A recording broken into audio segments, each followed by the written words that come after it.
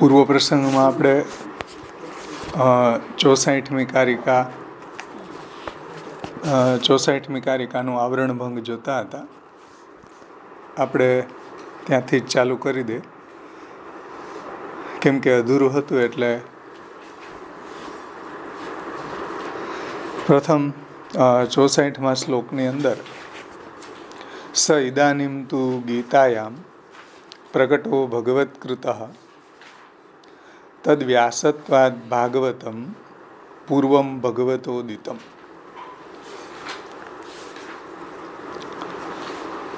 વેદની અંદર કહેલો જે ગુહ્ય ભાગવત ધર્મ છે એ અત્યારે ભગવાન દ્વારા ગીતાજીમાં પ્રગટ કર્યો છે, અને ગીતાજીમાં કહેલા અર્થને શ્રીમદ ભાગવતજીમાં વ્યાસ અવતારે વિસ્તારથી પ્રતિપાદન કર્યો છે.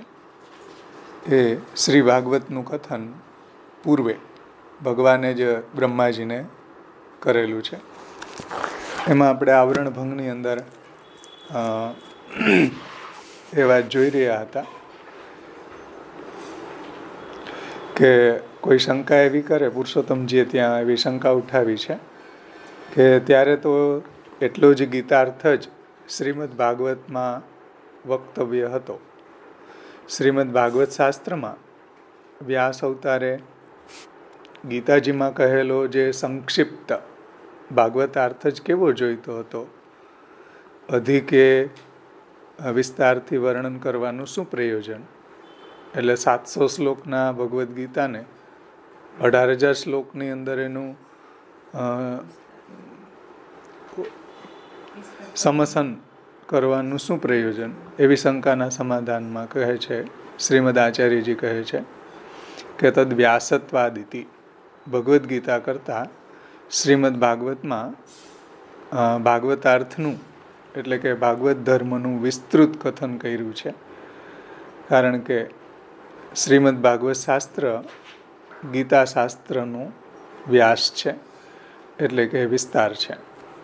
નિબંધમાં પણ શ્રી મહાપ્રભુજીએ આ વાત સમજાવી છે કે તદ વિસ્તારો ભાગવતમ સર્વનિર્ણય પૂર્વકમ વિશિષ્ટ રૂપમ વેદાર્થમ ફલમ પ્રેમ ચ સાધનમ તત્સાધનમ નવવિધા ભક્તિ તત્પ્રતિપાદિકા ગીતા સંક્ષેપતઃ તસ્યા વક્તા સ્વયં અબુદ્ધરી તદ વિસ્તારો ભાગવતમ સર્વનિર્ણય પૂર્વકમ.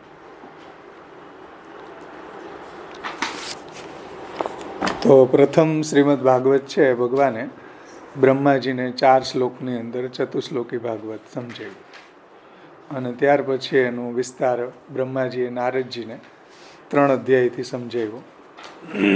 અને નારદજીએ વેદવ્યાસજીને એની પ્રેરણા આપી સમાધિમાં ભાગવતનો અનુભવ કરવાની, અને વેદવ્યાસજીએ સમાધિમાં એનો અનુભવ કરી અને 18,000 શ્લોકનો વિસ્તાર કર્યો છે.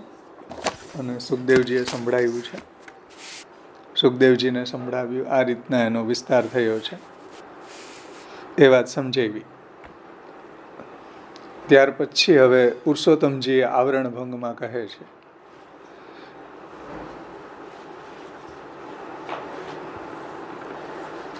પછી ભાગવત ધર્મ સંકાદિકોને પણ ભગવત કૃપાથી જણાયો એવું હંસ ગીતામાં સમજાયું છે. અને ઋગ્વેદ સંહિતા પણ આ જ વાતને ગાય છે, આ જ વાતનું એ વર્ણન કરે છે. ઋગ્વેદ સંહિતાની અંદર વિષ્ણુ સૂક્તનો આ મંત્ર છે, અને એનું સુંદર વ્યાખ્યાન શ્રી પુરુષોત્તમજીએ અણુભાષ્યની અંદર કરેલું છે. એ મંત્ર અહીંયા આપેલો છે, તમુસ્તોતારમ. થોડો આપણે એને રાગમાં બોલવાનો પ્રયત્ન કરીશ. તમુસ્તોતાર પૂર્વ્ય યથાવિદ ઋતસ્ય ગર્ભજનુષાપિ પર્તન ભાસ્ય જાનંતો નામ ચિદ્વિવક્તન મહસ્તે વિષ્ણુ સુમતિમ ભજામહે વિષ્ણુ સુમતિમ ભજામહે વિષ્ણુ સુમતિમ ભજામહે. બહુ સુંદર તમુસ્તોતારમ પુરુષોત્તમજીએ આજે ભાષ્યની અંદર આપેલી છે. ઋગ્વેદ સંહિતા સિદ્ધાંત મુક્તાવલીની ટીકામાં પણ શ્રી ગુસાઈજીએ આ તમુસ્તોતારમ એ ઋગ્વેદની સંહિતા આપેલી છે. અને એનું તાત્પર્યાર્થ એ છે કે હે ભગવાન તમુસ્તોતારમ, હે ભગવાન એ ભગવદ વર્ણન પરાયણ સ્તોતૃવૃંદ એટલે ભક્તવૃંદ. એમ ભગવદ ભજન પરાયણ જે ભક્તવૃંદ છે એના સંદર્ભમાં કહે છે. ભગવદ વર્ણન પરાયણ સ્તોતૃવૃંદ એટલે ભક્તવૃંદ, તમે યથાર્થ ભગવત સ્વરૂપને જાણતા હોય ને, એટલે તમે પ્રભુના સ્વરૂપને યથાર્થ જાણો છો. એમ યથાવિદ પૂર્વ્ય તમુસ્તોતારમ, તમે ભગવત સ્વરૂપને યથાર્થ રીતે જાણો છો અને સર્વ કારણના પણ કારણરૂપ એવા સનાતન સ્વરૂપના ગર્ભિત અર્થને ઋતવાણી રૂપની ભીતર રહેલા, એટલે સત્ય જે વેદવાણી છે એ વેદવાણીના કારણરૂપ. ઋતવાણી એટલે વેદ, સત્યવાણી. એમ ઋત એટલે સત્ય, ઋત સત્ય. તો ઋતવાણી રૂપની ભીતર રહેલા એટલે કે સત્ય જે વેદવાણી છે એ વેદવાણીના કારણરૂપ આપ છો. અને એમાં આપનું જ વર્ણન થયું છે. ઋતવાણી રૂપની ભીતર રહેલા કારણના પણ કારણરૂપ, એટલે બધાનું કારણ અક્ષર બ્રહ્મ, એના પણ કારણરૂપ એવા સનાતન સ્વરૂપ ગર્ભિત અર્થને ઋતવાણી રૂપની ભીતર રહેલા સત્ય સ્વરૂપને તમારા જન્મથી યાવત જીવન પર્યંત સંતુષ્ટ કરો. દેહેન્દ્રિય આદિ સકલ પદાર્થોને એ ભગવાનને વિશે વિનિયોગ કરીને એ ભગવાનને સંતોષ આપો. બહુ સુંદર. જો ઋગ્વેદમાં સમર્પણનો સિદ્ધાંત કઈ રીતે વર્ણિત છે કે ભાઈ ભગવાનનું હે સ્તોતૃવૃંદ, હે ભક્તવૃંદ, તમે પ્રભુના સ્વરૂપને જાણો છો. એ પ્રભુનું સ્વરૂપ કેવું છે? જે સત્ય વેદવાણીના કારણરૂપ છે અને સત્ય સ્વરૂપ છે. તમારા જન્મથી યાવત જીવન પર્યંત આપનું જે જન્મ છે, પ્રાગટ્ય છે, યાવત જીવન પર્યંત સંતુષ્ટ કરો. દેહેન્દ્રિય આદિ સકલ પદાર્થોનો એ ભગવાનને વિશે જ વિનિયોગ કરીને એ ભગવાનને સંતોષ આપો. સર્વ પ્રકારે આ પુરુષોત્તમનું નામ સ્વરૂપ જાણીને એનું કીર્તન કરો. ભગવાન નામ પણ અખંડ બ્રહ્માત્મકત્વે સચ્ચિદાનંદ સ્વરૂપ હોવાથી, એટલે જેમ ભગવાન સચ્ચિદાનંદ સ્વરૂપ છે એવી રીતના ભગવાનનું નામ જે છે એ પણ એવું સચ્ચિદાનંદ સ્વરૂપ હોવાથી એ ભગવાન નામનું કીર્તન કર્યાથી પણ ભગવાનને સંતોષ થશે. એટલે કોઈ ભગવદ નામનું કીર્તન કરે તો એનાથી પણ પ્રભુ પ્રસન્ન થાય છે, પ્રભુ સંતુષ્ટ થાય છે. હે વિષ્ણુ, હે ભગવાન, મહાતેજો રૂપ એવા આપની સુમતિ એટલે કે આપની કૃપાને, એમાં આવે ને સુમતિમ ભજામહે, વિષ્ણુ સુમતિમ ભજામહે, કે આપની સુમતિ એટલે આપની કૃપાને અમે ભજીએ છીએ. આપની કૃપા હોય તો અમે સુમતિમાન તથા ભગવદ ભક્ત હોય એવા ગુરુને ભજીએ. જો આપની કૃપા થાય તો અમને એવી સુમતિ મળે, અમને એવી સદબુદ્ધિ થાય ભગવાનને શરણે જવાની, કે ભગવદ ભક્ત હોય એવા ગુરુનું ભજન કરવાની સુમતિ થાય. ભગવાન જો કૃપા કરે તો એવી સુમતિ થાય, તો એવા ગુરુને આપણે શરણે જઈએ, મહાપ્રભુજીના શરણે જઈએ. એ રીતના બહુ સુંદર આનું વર્ણન ઋગ્વેદ સંહિતામાં કર્યું છે. કલિકાલના સર્વ જીવોના ઉદ્ધારને અર્થે શ્રીમદ ભગવાન પોતે જ વ્યાસ અવતારને ધરીને, વ્યાસાવતાર ધરી નિજ નામલીલાનો વ્યાસ એટલે કે વિસ્તાર કર્યો છે. નામલીલાનો વિસ્તાર કર્યો ને, આ ઋગ્વેદ સંહિતામાં એ જ વાત સમજાવી. નામલીલાનો વિસ્તાર કે ભાઈ અમે આપનું સંકીર્તન કરીએ છીએ જેનાથી ભગવાન સંતુષ્ટ થાય છે. તો એ નામલીલા શું? એ નામલીલા શ્રીમદ ભાગવત છે ને. એટલે અહીંયા જે ઋગ્વેદ સંહિતામાં પણ એ ભગવદ નામ લીલાથી ભગવાનનું નામ જે છે, ભગવદ નામ લીલા છે, એ ભગવાનની જેમ જ સચ્ચિદાનંદ રૂપ છે. અને એનું કોઈ ગુણગાન કરે, સંકીર્તન કરે તો એનાથી પણ ભગવાન સંતુષ્ટ થાય છે, પ્રસન્ન થાય છે. એટલે વેદવ્યાસજીએ નામ લીલાનો વિસ્તાર શ્રીમદ ભાગવત રૂપે કર્યો. તો નામલીલાનો વ્યાસ, વ્યાસ એટલે એનો વિસ્તાર કરે છે. શ્રી વ્યાસ અવતાર નામલીલાત્મક ભગવાનનું વિસ્તાર રૂપ હોવાથી એમને ભગવદ્ ગીતા કરતાં શ્રીમદ ભાગવતમાં ભાગવતાર્થનું એટલે કે ભાગવત ધર્મનું એટલે કે ભગવાનના નામ, રૂપ, ગુણ, લીલા, ચરિત્રો એનું વિસ્તૃત પ્રતિપાદન કર્યું છે. કેમ કે પોતે વ્યાસ છે, પોતે એનો વિસ્તાર કરવાવાળા છે. તદ વિસ્તારો ભાગવતમ સર્વનિર્ણય પૂર્વકમ.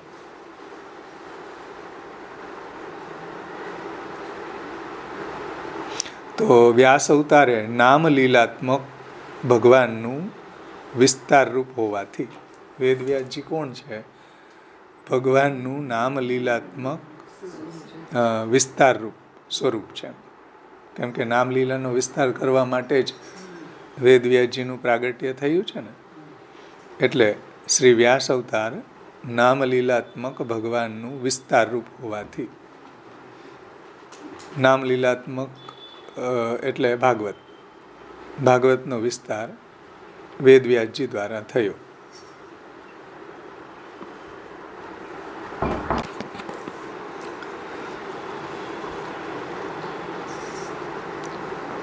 એ ભાગવત ધર્મનું વિસ્તૃત પ્રતિપાદન કર્યું છે.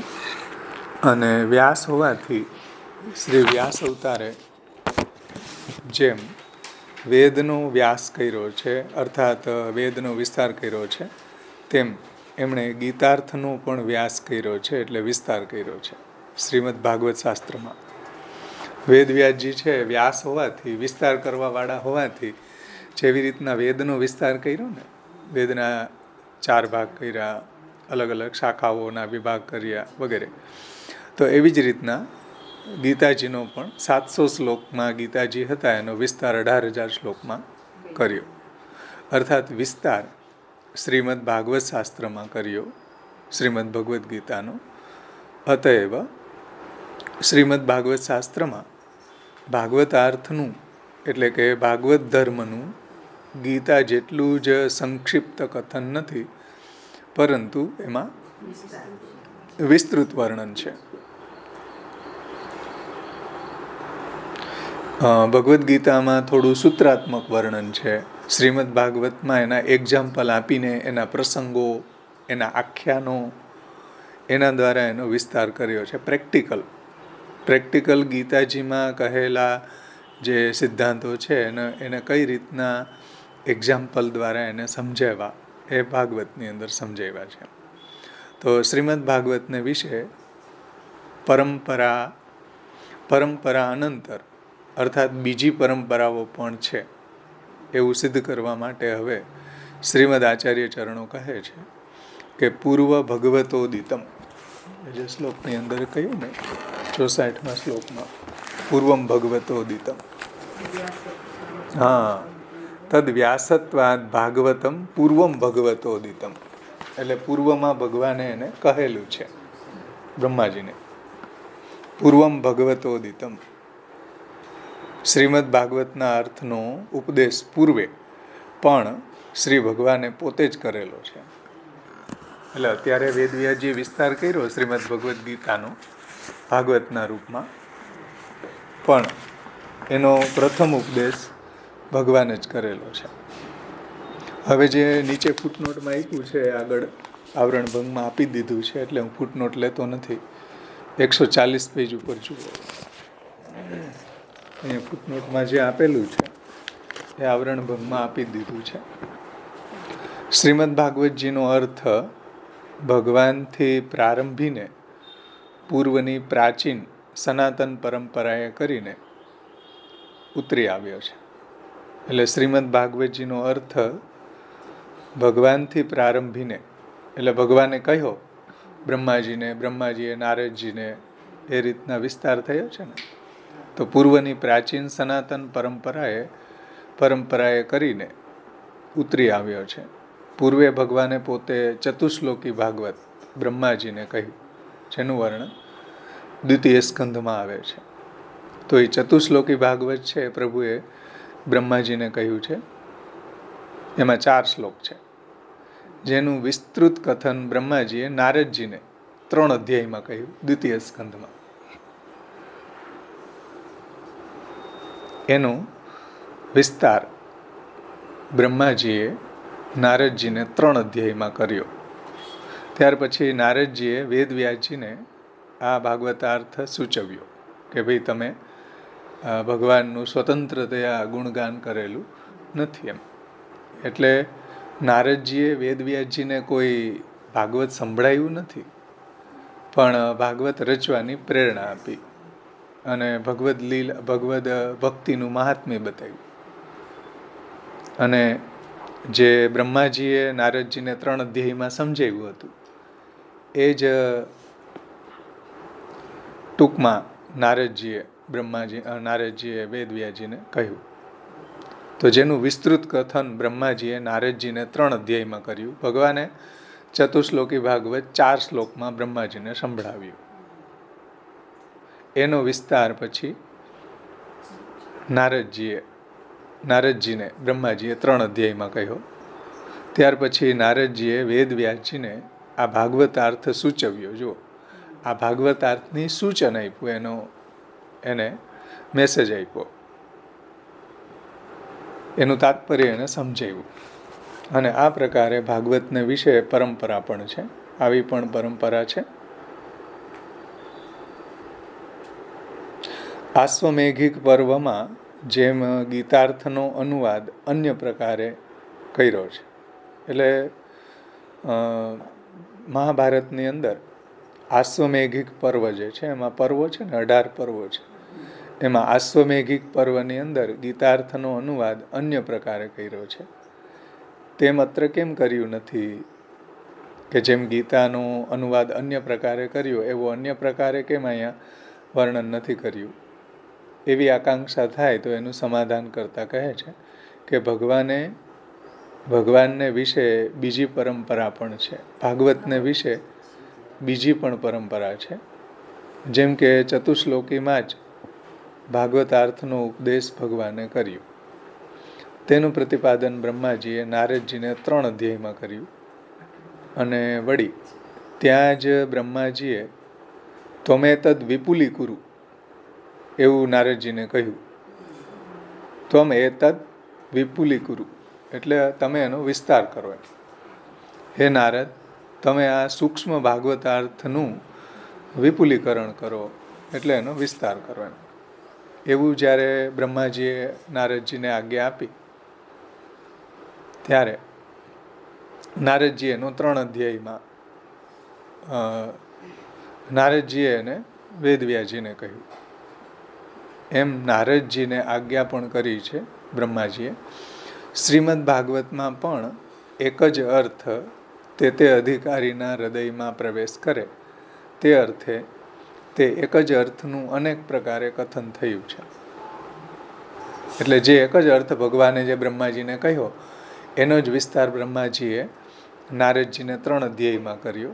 અને એનો જ વિસ્તાર પછી નારદજીની પ્રેરણાથી વેદવ્યાસજીએ શ્રીમદ ભાગવતજીની અંદર અનેક પ્રકારે અધિકારીના હૃદયમાં જે રીતના પ્રવેશ કરે એ રીતના અલગ અલગ અધિકારીઓને સમજાય એ રીતના એનો વિસ્તાર કર્યો.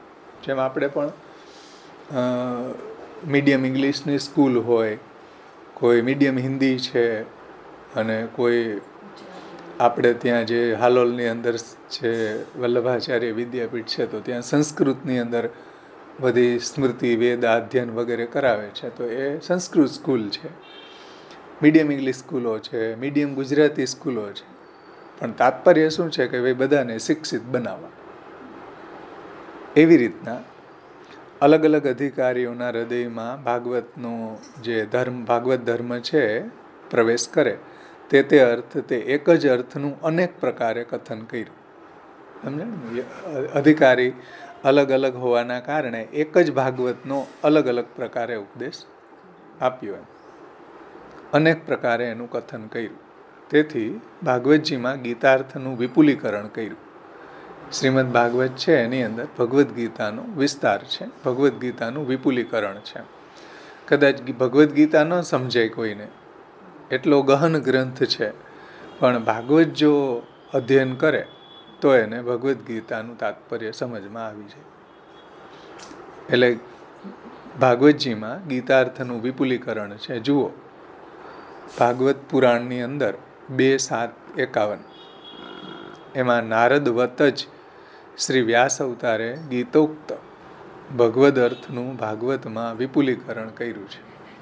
અર્થાત વિવિધ પ્રકારે વિસ્તૃત કથન કરેલું હોવાથી ભાગવતને વિશે બીજી પરંપરા પણ સિદ્ધ થઈ છે. તેથી આ શ્રીમદ ભાગવત શાસ્ત્ર છે ભગવદ્ ગીતામાં કહેલા સનાતન ધર્મનો વિસ્તાર છે. તો આ રીતના એ છે કે ભાઈ ભગવદ્ ગીતા પહેલાં ભગવાને કહી, અને એ જ ભગવદ્ ગીતાનો વિસ્તાર પછી વેદવ્યાસજીએ કર્યો. તો આ પણ પરંપરા થઈ ને ઉદ્ધારની કે ભાગવતની, કે ભગવાને પહેલાં ભગવદ્ ગીતા કહી ભીષ્મ પર્વમાં અર્જુનજીને, અને એ જ ભગવદ્ ગીતાનો વિસ્તાર વેદવ્યાસજીએ કર્યો. અને જે અલગ અલગ અધિકારી હતા એ અધિકારીના હૃદયમાં એ અર્થ પ્રવેશ કરે અને એને ભાગવતનો મેસેજ સમજમાં આવે, એટલા માટે ભગવદ્ ગીતાનો વિસ્તાર વેદવ્યાસજીએ 18,000 શ્લોકની અંદર ભાગવતમાં કરેલો છે. તો આ એક પરંપરા થઈ ગઈ ને. ઉપર આપણે જોયું હતું કે ભાઈ ભગવાને 4 શ્લોકની અંદર બ્રહ્માજીને કહ્યું, અને બ્રહ્માજીએ નારદજીને 3 અધ્યાયમાં કહ્યું. એ રીતે પણ આપણે જોયું. અને ભગવાને શ્રીમદ ભગવદ્ ગીતા કહી, અને એનો જ વિસ્તાર કરવા માટે ભગવાન પોતે જ વ્યાસ અવતાર રૂપે પ્રગટ થઈ, અને તદ વિસ્તારો ભાગવતમ સર્વ નિર્ણય પૂર્વકમ. તો એ રીતના વિપુલીકરણ કર્યું. તેથી આ શ્રીમદ ભાગવત શાસ્ત્ર છે ભગવદ્ ગીતામાં કહેલા સનાતન ધર્મનો વિસ્તાર છે. જે ભગવદ્ ગીતામાં કહ્યું છે એનો જ વિસ્તાર શ્રીમદ ભાગવત છે. અને શ્રી પુરુષોત્તમજીએ આવરણ ભંગમાં એવું કહ્યું છે કે વિપુલીકરણમ ચ એકસ્યૈવ અર્થસ્ય તત્તદ અધિકારીણામ હૃદિ પ્રવેશાય નાના પ્રકારેણ કથનમ. એટલે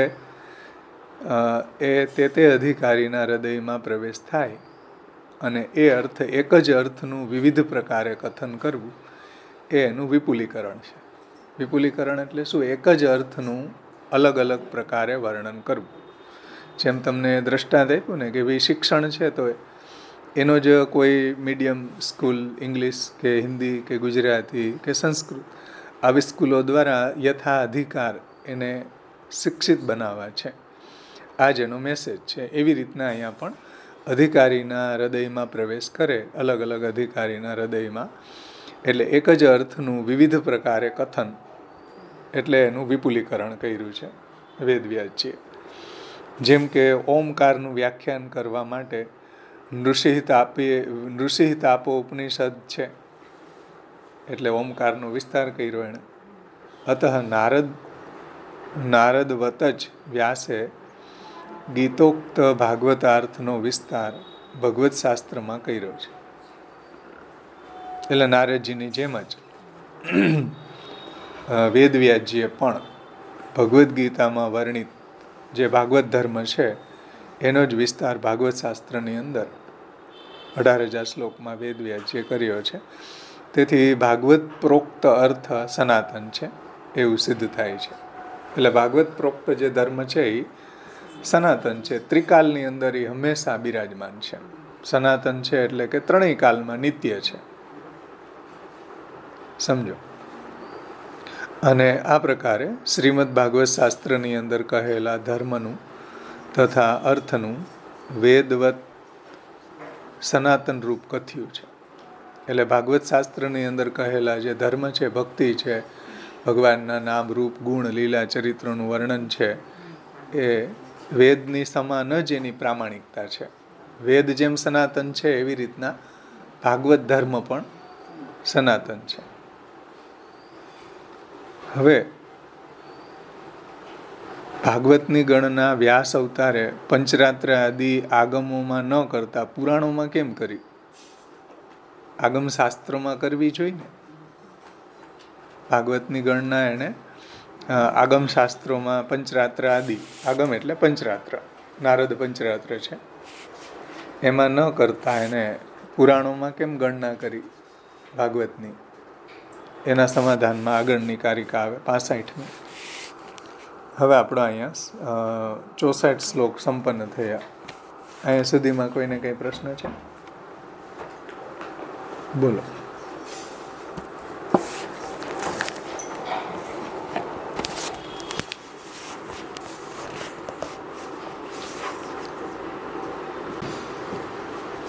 તો આપણે આગળ વધીએ.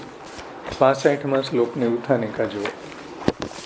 તર્હિ પંચરાત્ર સ્વતંત્રતા ભવતુ ઇતિ આશંક્યા વિશ્વાસાર્થમિતિ. હવે શંકા, એક બીજી શંકા થાય કે ભાઈ બીજી પરંપરાથી શ્રીમદ ભાગવતનું કથન થયું છે એમ કહેશો તો પછી શ્રીમદ ભાગવત શાસ્ત્ર પણ પંચરાત્રની જેમ સ્વતંત્ર ગણાશે.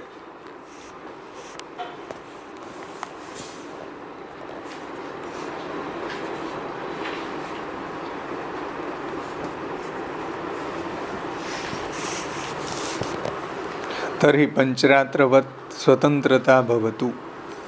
આપણે શંકા જોઈએ ને કે ભાઈ ભાગવત છે અને તમે પંચરાત્રની જેમ માનો ને, તમે એને પુરાણની કેટેગરીમાં કેમ લઈ રહ્યા છો?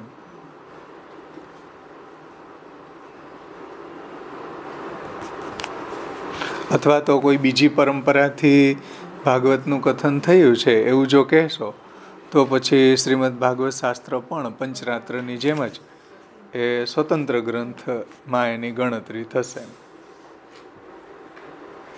અહીંયા પૂર્વ પક્ષીની શંકા છે. એ શંકાનું તાત્પર્ય એવું છે, નીચે બ્રજભાષામાં સમજાયું છે, જુઓ કે ભાઈ પંચરાત્રસ્ય સર્વસ્ય વક્તા નારાયણ, નારાયણ સ્વયં. એટલે પંચરાત્રના વક્તા કોણ છે? નારાયણ સ્વયં છે. પંચરાત્રસ્ય સર્વસ્ય વક્તા નારાયણ સ્વયં इत्यादि वाक्य करी के नारद पंचरात्र के कर्ता नारायण है और नारद प्रसिद्ध करता है. એટલે પંચરાત્ર જે છે એના પ્રસિદ્ધ કરતા નારદજી છે. નારદજીને ઉપદેશ આપ્યો ને, પંચરાત્રનો ઉપદેશ ભગવાન નારાયણે નારદજીને આપ્યો, અને નારદજી છે એને પ્રસિદ્ધ કરવા વાળા છે, એનો પ્રચાર પ્રસાર કરવા વાળા છે, પ્રસિદ્ધ કરતા હે. તાસો નારદ પંચરાત્ર જે છે સ્વતંત્ર ગ્રંથ છે. એટલે નારદ પંચરાત્ર જે છે એ કોઈ એવી કોઈ પરંપરાથી ઓને કીધું ને ઓને કીધું ને એવી કોઈ પરંપરા એ નથી. સ્વતંત્ર ગ્રંથ છે. ભગવાને નારદજીને 5 રાત્રિમાં ઉપદેશ આપ્યો એટલે પંચરાત્ર, અને નારદજીએ એનો પ્રસિદ્ધ કર્યો. એમ એ નારદ પંચરાત્ર ગ્રંથ છે એનો પ્રસિદ્ધિ કરતા નારદજી છે. तासो नारद पंचरात्र जैसे स्वतंत्र ग्रंथ है तैसे भागवत के करता हूँ नारायण है. तो तासो भागवत को हूँ स्वतंत्रता ही होनी चाहिए. आ तमे बधी परंपराનું વર્ણન કરો એ યોગ્ય નથી, અને તમે સ્વતંત્ર માનો, જેમ નારદ પંચરાત્ર સ્વતંત્ર ગ્રંથ છે, જેમ ભગવાન નારાયણે નારદજીને ઉપદેશ આપ્યો છે એ રીતના ભાગવતના કરતા પણ નારાયણ જ છે, ભગવાન જ છે. એમ તો એને પણ તમે પુરાણ કેટેગરીમાં શા માટે મૂકો છો? એને પણ તમે આ રીતના આગમ કે આ રીતના સ્વતંત્ર ગ્રંથ માનો. ભાગવત કો હું સ્વતંત્રતા ही होनी योग्य है. સમજમાં આવી શંકા?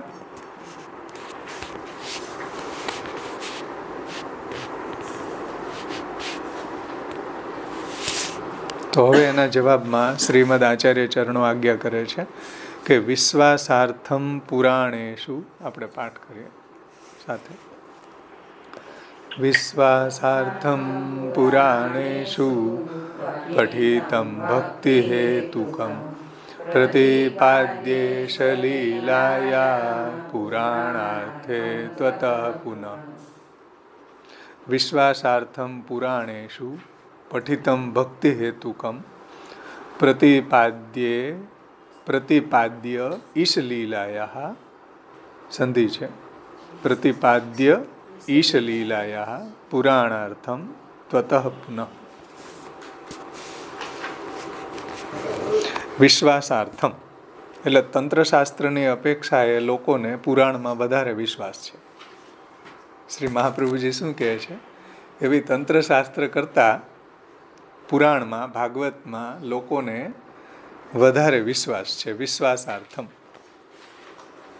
લોકોને પંચરાત્ર કરતાં, આગમતંત્રો કરતાં પુરાણમાં વધારે વિશ્વાસ છે. એટલે તંત્રની અપેક્ષાએ લોકોને પુરાણમાં વિશ્વાસ વધુ હોય છે. તેથી પુરાણેષુ પઠિતમ ભક્તિ હેતુકમ, તેથી શ્રીમદ ભાગવતની પુરાણોમાં ગણના થાય છે. શ્રીમદ ભાગવતની પુરાણોમાં ગણના થાય છે. પુરાણેષુ પઠિતમ. કેમ? વિશ્વાસાર્થમ. કેમ કે તંત્રની અપેક્ષાએ, પંચરાત્રની અપેક્ષાએ લોકોને પુરાણોમાં વિશ્વાસ વધારે હોય છે. એટલા માટે ભાગવતને તંત્રશાસ્ત્રની કેટેગરીમાં ન ગણતા પુરાણની કેટેગરીમાં ગણ્યું છે. સમજણ? એટલે વિશ્વાસાર્થમ પુરાણેષુ પઠિતમ. ભક્તિ હેતુકમ. શ્રીમદ ભાગવત છે ભક્તિના સાધનનું નિરૂપણ કરે છે, ભક્તિ હેતુક છે.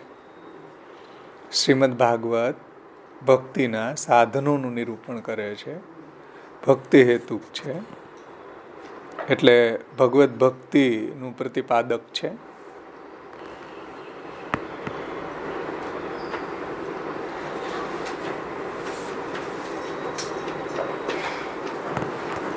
ભક્તિ હેતુકમ છે, ઉપાસના હેતુકમ નથી. કેમ કે પંચરાત્ર ઉપાસના હેતુકમ છે. પંચરાત્રની અંદર, તંત્રની અંદર ઉપાસનાનું પ્રતિપાદન થયું છે. ભાગવતજીમાં ભક્તિ હેતુકમ છે. તો પ્રથમ શ્લોકનો પૂર્વાર્ધનો અર્થ શું થશે? તો ભક્તિ હેતુકમ એટલે ભક્તિનું પ્રતિપાદન થયું છે શ્રીમદ ભાગવતમાં. કઈ રીતે? પ્રતિપાદ્ય ઈશ લીલયા, ઈશ લીલાયા. પ્રતિપાદ્ય એમાં સંધિ છે, પ્રતિપાદ્યેશ લીલાયા એટલે પ્રતિપાદ્ય પ્લસ ઈશ લીલાયા. એટલે ભાગવતની જે 10વિધ લીલાનું, ભાગવત છે 10વિધ લીલાનું પ્રતિપાદન કરે છે.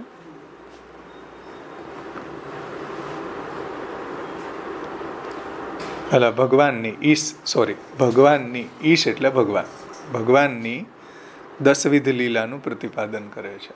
ભાગવત છે ઈશ લીલયા એટલે ભગવાનની 10વિધ લીલાનું પ્રતિપાદન કરે છે.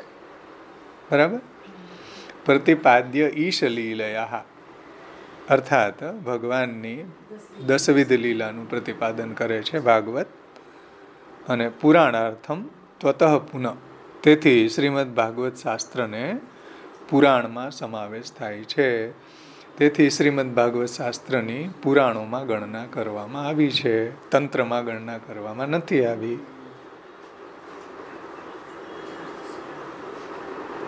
થયું? પ્રતિપાદ્ય ઈશ લીલયા. અને શ્રીમદ ભાગવતની અંદર ભગવાનની 10વિધ લીલાનું પ્રતિપાદન થયું છે. એટલા માટે પુરાણાર્થમ ત્વતઃ પુનઃ, તેથી શ્રીમદ ભાગવત શાસ્ત્રનું પુરાણમાં સમાવેશ થાય છે.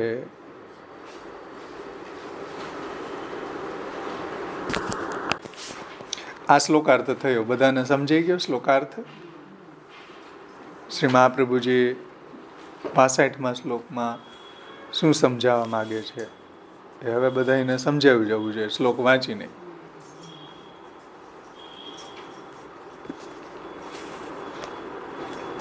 હવે જો શંકા બ્રજભાષામાં લઈ લે પ્રથમ આપણે, પછી આવરણ ભંગ લે. તો પંચરાત્રસ્ય સર્વથા વક્તા નારાયણ સ્વયં. પંચરાત્રના વક્તા તો સ્વયં નારાયણ છે, ભગવાન છે.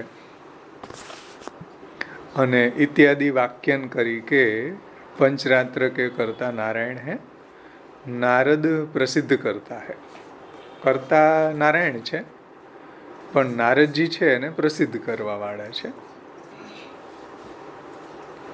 तासो नारद पंचरात्र जैसे स्वतंत्र ग्रंथ है, तैसे भागवत के करता हूँ नारायण है.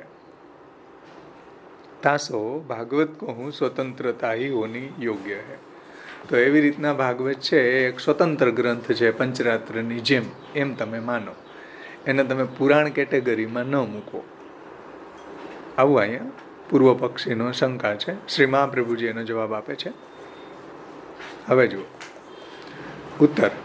स्वतंत्रता होइवे सो नारद पंचरात्र के तुल्य भागवत हूँ तंत्र में गिन्यो जाएगो. जो એ સ્વતંત્ર હોય તો પછી નારદ પંચરાત્રની જેમ એની પણ ગણના તંત્રશાસ્ત્રમાં થાય. એટલે આગમ તરીકે આગમ તંત્રમાં એની ગણના થાય. गिन्यो जाएगो. और लोक को आगम आगम यानी तंत्र शास्त्र की अपेक्षा पुराणन में अधिक विश्वास है. लोकोने तंत्र शास्त्र करता પુરાણોમાં વધારે વિશ્વાસ છે અને વધારે એનું વાંચન કરે છે, વધારે એમાં એને વિશ્વાસ છે અને એમાં બતાવેલા જે સાધનો છે એમાં પણ એને વધારે આસક્તિ છે. તંત્રની અપેક્ષા પુરાણોમાં લોકોનો વધારે વિશ્વાસ છે. તાસો પુરાણન મેં હી ભાગવત કી ગણના હૈ. એટલા માટે શ્રીમદ ભાગવતની ગણના પુરાણોમાં કરવામાં આવી છે. दूसरो कारण यह हूँ है कि नारद पंचरात्र उपासना विधायक है, जबकि श्रीमद् भागवत भक्ति विधायक है. એટલે નારદ પંચરાત્ર જે છે ઉપાસના વિધાયક છે. નારદ પંચરાત્રની અંદર અર્ચન, પૂજન, પછી દેવની ઉપાસના, એની પછી દીક્ષા પ્રણાલી, એ બધું વર્ણન છે પંચરાત્રમાં. દીક્ષા, મંત્ર, અર્ચન, પછી પૂજા વિધિ, મર્યાદા માર્ગી મંદિર સેવાનું, જે દેવાલય વગેરેનું નિર્માણ વગેરે એની સેવાનું વિધાન, નવદા ભક્તિ, આ બધું વર્ણન તંત્રમાં કર્યું છે. ભક્તિના પ્રકારો, અર્ચન, પૂજન, ઉપાસના, ઉત્સવોનું વર્ણન, તાંત્રિક દીક્ષા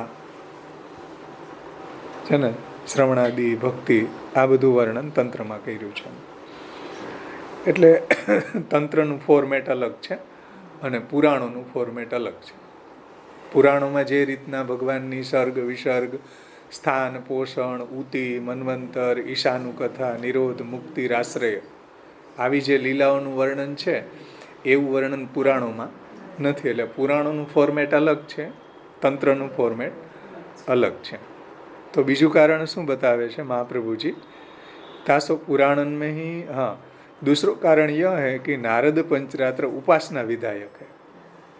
એટલે નારદ પંચરાત્રની અંદર ઉપાસના પરક છે, ઉપાસનાનું વર્ણન કરેલું છે. એ સિવાય પણ અર્ચન, પૂજન, આ બધું કહ્યું ને, તાંત્રિક દીક્ષા, પૂજાનો પ્રકાર, ઉત્સવોનો પ્રકાર વગેરે. और ભાગવત ભક્તિ વિધાયક है. અને ભાગવતજીની અંદર તો ભક્તિનું વર્ણન છે. ભાગવતજી છે ભક્તિ પરક છે, ભક્તિ શાસ્ત્ર છે. અને પંચરાત્ર છે એ ઉપાસના વિધાયક છે. भागवत भक्ति शास्त्र છે. पुराणन में गणना को त्रुटि हेतु ये है कि भागवत में सर्व सर्ग विसर्ग आदि 10 प्रकार की लीलाओं को प्रतिपादन है. તો શ્રીમદ ભાગવતજીમાં સર્ગ વિસર્ગ વગેરે 10 વિધ લીલાનું વર્ણન છે. यदि 10 प्रकार की सर्गादि लीला को वर्णन नहीं होए तो सुनवे वारे को कर्मक्षय नहीं होवे है. જો આ 10 વિધ લીલાનું વર્ણન ન હોય ભાગવતમાં તો પછી એનું શ્રવણ કરવાથી એનો કર્મક્ષય ન થાય, અને કર્મક્ષય વિના મોક્ષું નહીં હોવે. જ્યાં સુધી એનું કર્મનું બેલેન્સ ખતમ ન થાય, કર્મક્ષય જ્યાં સુધી ન થાય ત્યાં સુધી એને પૂર્વજન્મ થાય, એના જન્માંતર થતા રહે. જ્યારે એનો કર્મક્ષય થાય, એનું એકાઉન્ટ નીલ થાય, પછી જ એને મોક્ષ મળે. તો કર્મનાશ વિના મોક્ષું નહીં હોવે. તાસો 10 વિધ લીલા પુરાણન કો લક્ષણ હે. એટલે પુરાણનું લક્ષણ શું? 10 વિધ લીલાનું જેમાં વર્ણન હોય એને મહાપુરાણ કહેવાય. પછી આપણે જોયા હતા ને ઉપપુરાણ, અને જેની અંદર 5 લીલાનું વર્ણન હોય એ પુરાણ કહેવાય. 10 વિધ લીલાનું વર્ણન છે એ મહાપુરાણ છે. આ બધું આપણે પૂર્વમાં જોઈ ગયા ને. सो श्री भागवत में मिले है तासो 10 विध लीला पुराणन को लक्षण है. पुराणનું લક્ષણ 10 विध लीला करवी. 10 विध लीला पुराणन को लक्षण है. सो भागवत में मिले है तासो याको पुराणन में प्रवेश है. એટલા માટે શ્રીમદ ભાગવતને પુરાણની કેટેગરીમાં મૂક્યું છે, તંત્રની કેટેગરીમાં ન મૂક્યું.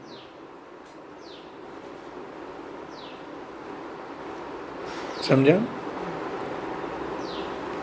એટલા માટે ભાગવતજીનું વર્ણન પુરાણની કેટેગરીમાં થાય છે, તંત્રમાં નહીં.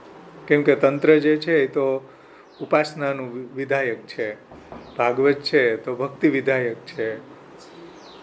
પછી તંત્રની અંદર 10 વિધ લીલાનું વર્ણન નથી. એમાં તો અર્ચન, પૂજન, દીક્ષા પ્રણાલી, ઉત્સવ પ્રણાલી, પછી એ બધી સાધન સામગ્રી, પૂજનની બધી સાધન સામગ્રી, એ બધું વર્ણન છે.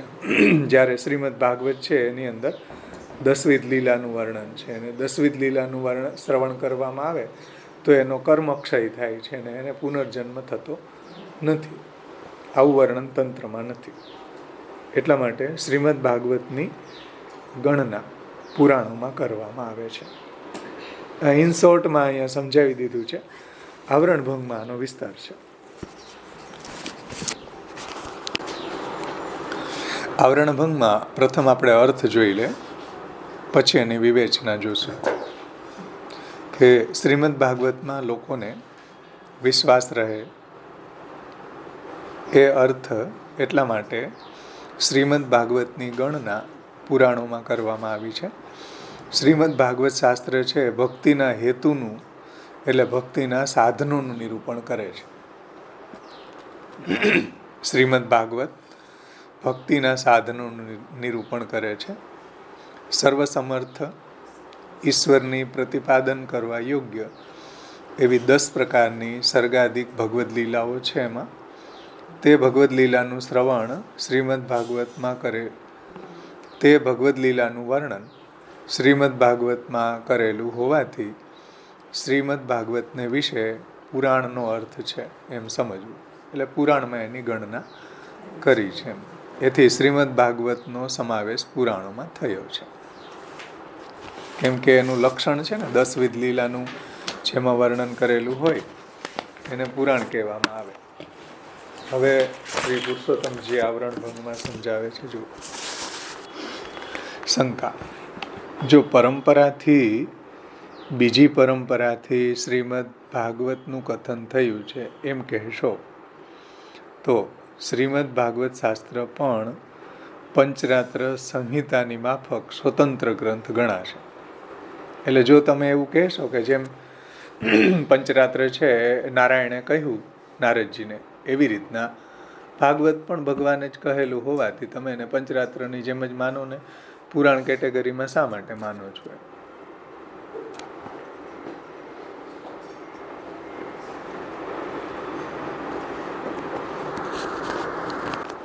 હવે એમાં જે પ્લસની નિશાની છે ને એમાં નીચે સમજાવ્યું કે પંચરાત્ર પંચવિધાની રાત્રાણી જ્ઞાનાની યત્ર. આ પંચરાત્ર ગ્રંથમાં પંચવિધ જ્ઞાન છે. આ ગ્રંથ પંચરાત્રનું પંચક છે.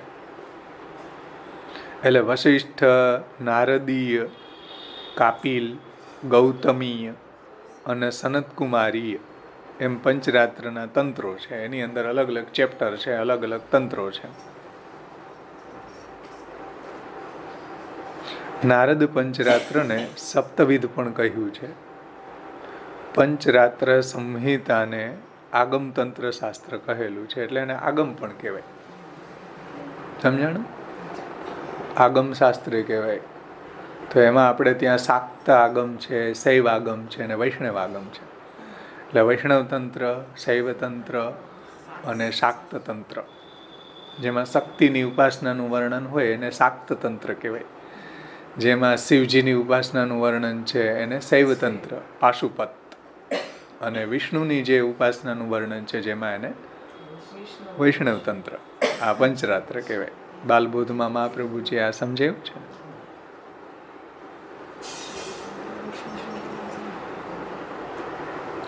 હવે જુઓ, પંચરાત્ર સંહિતાની માફક સ્વતંત્ર ગ્રંથ ગણાશે ભાગવત પણ. એમાં શું વાંધો? એમ ગણો ને તમે. જેમ પંચરાત્ર સ્વતંત્ર છે ને એના કરતા નારાયણ છે, એમ ભાગવતના કરતા નારાયણ છે. તો એને તમે પુરાણની કેટેગરીમાં શા માટે ગણો છો? એને તમે આગમની કેટેગરીમાં ગણો, તંત્રની કેટેગરીમાં ગણો. આ શંકાના સમાધાનમાં શ્રીમદ આચાર્ય ચરણો કહે છે, શ્રીમદ આચાર્ય ચરણો એનું સમાધાન કરતા કહે છે કે વિશ્વાસાર્થમ ઇતિ. શ્લોક: વિશ્વાસાર્થમ પુરાણેષુ પઠિતમ ભક્તિ હેતુકમ. શ્રીમદ ભાગવતમાં લોકોને વિશ્વાસ રહે એ હેતુથી શ્રીમદ ભાગવતની ગણના પુરાણોમાં કરી છે.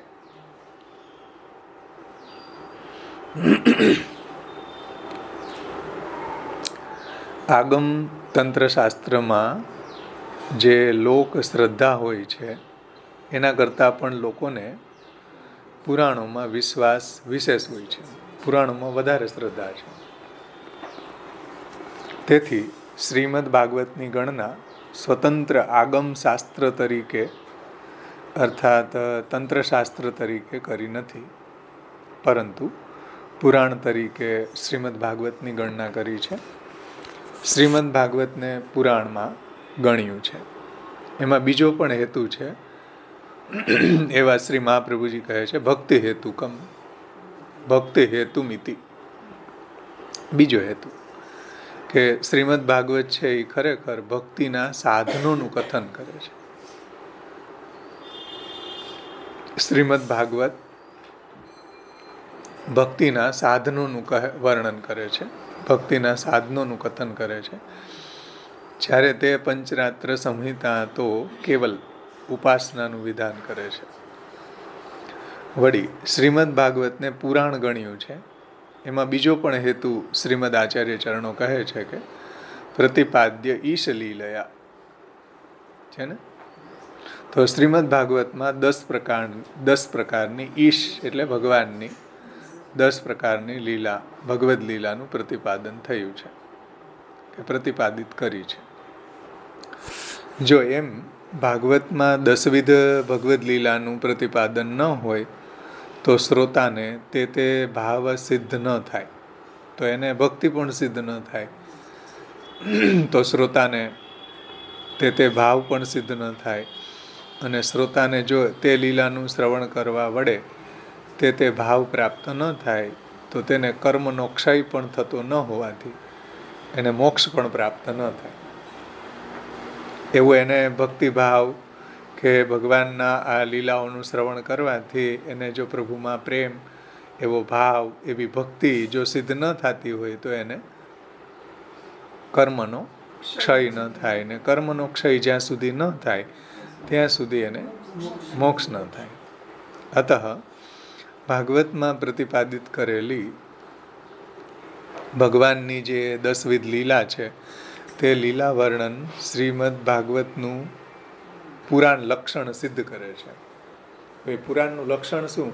કે જેની અંદર ભગવાનની દસવિધ લીલાનું વર્ણન હોય એને પુરાણ કહેવામાં આવે છે.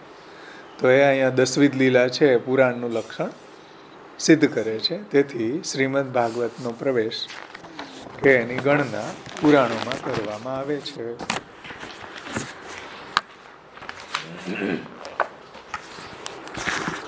શ્રીમદ ભાગવતની પુરાણ તરીકે ગણના કરી છે. શ્રીમદ ભાગવતને વિશે પ્રમાણનું તથા પ્રમેયનું નિરૂપણ આ રીતે છે. આ પુરુષોત્તમજી અહીંયા વિશેષ સમજાવ્યું છે. અહીંયા સુધી તો આપણે પ્રકાશમાં જે હતું એ રીતના જોયું, બ્રજભાષામાં જોયું હતું એ રીતના. હવે જુઓ, શ્રીમદ ભાગવતને વિશે પ્રમાણનું અને પ્રમેયનું નિરૂપણ એ રીતે છે કે પંચરાત્રસ્ય કૃષ્ણસ્ય વક્તા નારાયણ સ્વયં.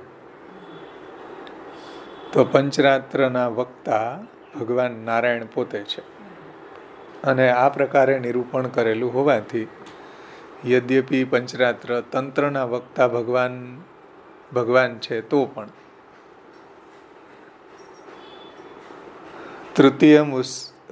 તૃતીય ઋષિ સર્ગત્વમ દેવર્ષિત્વમુપેત્ય સહ તંત્રમ સાત્વતામ ચષ્ટે નિષ્કર્મ્ય કર્મણામ યત. ભાગવત પુરાણ 1:3-8 પ્રથમ સ્કંદ 3જા અધ્યાયનો 8મો શ્લોક છે કે ઋષિ સર્ગ થયો. જુઓ, એટલે ઋષિઓ જ્યારે પ્રગટ થયા, ઋષિ સર્ગ થયો એટલે આ બધા ઋષિઓ જે છે એ પ્રગટ થયા ને જ્યારે બ્રહ્માજીને સૃષ્ટિ પ્રગટ કરવાની આજ્ઞા કરી, તો બ્રહ્માજીના શ્રીઅંગમાંથી કોઈને કોઈ ઋષિ પ્રગટ થયા.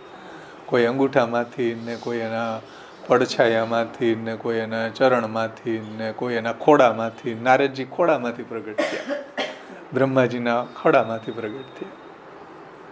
કોઈ એના નેત્રમાંથી ને અલગ અલગ જે 7 ઋષિઓ છે ને, અંગિરા ને વશિષ્ઠ ને એ બધા જે સપ્તર્ષિઓ છે એ બધા એ બ્રહ્માજીના અંગમાંથી પ્રગટ થયા. એમ સનતકુમારો મનમાંથી થયા. માનસ સૃષ્ટિ જ સમજો.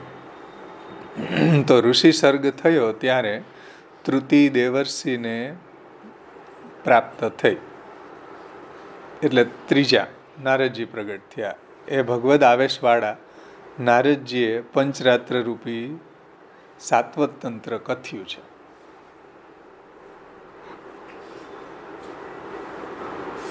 તો ભગવદ આવેશવાળા હતા, કેમ કે પૂર્વજન્મમાં આપણે જોયું હતું ને ગયા વખતે કે ઋષિ જે ભગવાનના ભક્તો આવ્યા અને એની સેવામાં એ મુકાણા, અને ત્યાં એને એ બધા ભગવાનના ભક્તો એને ચાતુર્માસમાં ભગવાનની કથાનું શ્રવણ કરતા અને કીર્તન કરતા, તે નારદજી સાંભળતા. એમાં એને ભગવાનમાં ભક્તિ થઈ. જોયું, ગયા વખતે જોયું હતું ને. તો ભગવાનમાં ભક્તિ થઈ. એક જ જન્મમાં એને પ્રભુની પ્રાપ્તિ થઈ ગઈ ને એ જન્મમાં એને ભગવાનની ભક્તિ થઈ. બીજા જન્મમાં એ બ્રહ્માજીના ખોડામાંથી પ્રગટ થયા. અને જ્યારે ભગવાનને યાદ કરતા તરત એના હૃદયમાં ભગવાનનું પ્રાગટ્ય થતું. એમ તો અહીં કીધું, જો ભગવદ આવેશવાળા નારદજી છે ને, ભગવાનનો આવેશ એનામાં હતો. ભગવાનનો આવેશ અવતાર પણ કહેવાય છે નારદજી. તો ભગવદ આવેશ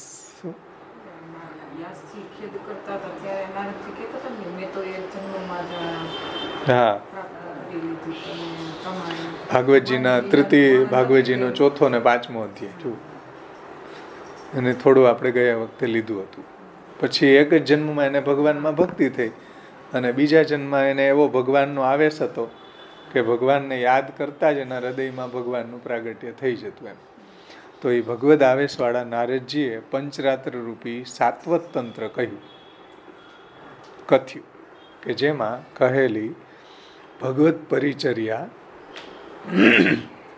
પરિચર્યા કર્યાથી, એટલે ભગવાનની પરિચર્યા કરવાથી કર્મોનું નૈષ્કર્મ્ય સિદ્ધ થાય છે.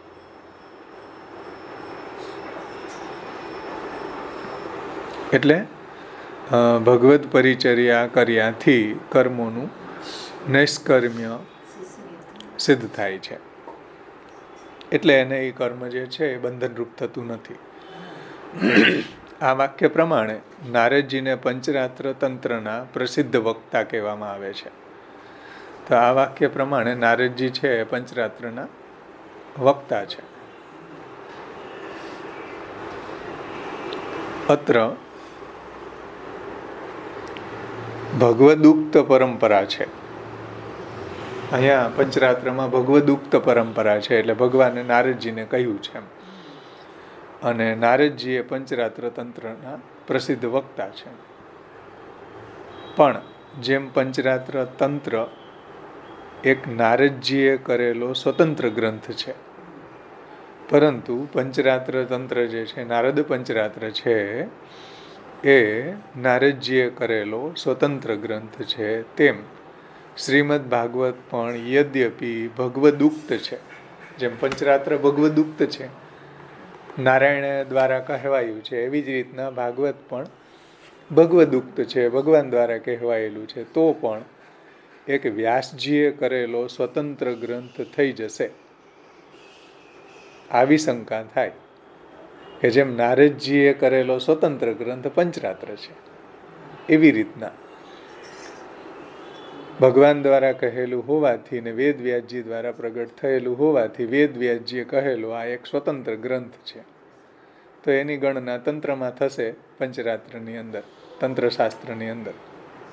તો આ પ્રકારે શંકા થાય તો શ્રીમદ આચાર્ય ચરણો એનું સમાધાન કરે છે કે શ્રીમદ ભાગવત કંઈ નારદ પંચરાત્ર આદિ આગમ તંત્ર ગ્રંથની માફક સ્વતંત્ર ગ્રંથ નથી. ભાઈ, નારદ પંચરાત્ર છે એ આગમ તંત્રની માફક, એટલે પંચરાત્રની માફક કોઈ સ્વતંત્ર ગ્રંથ નથી.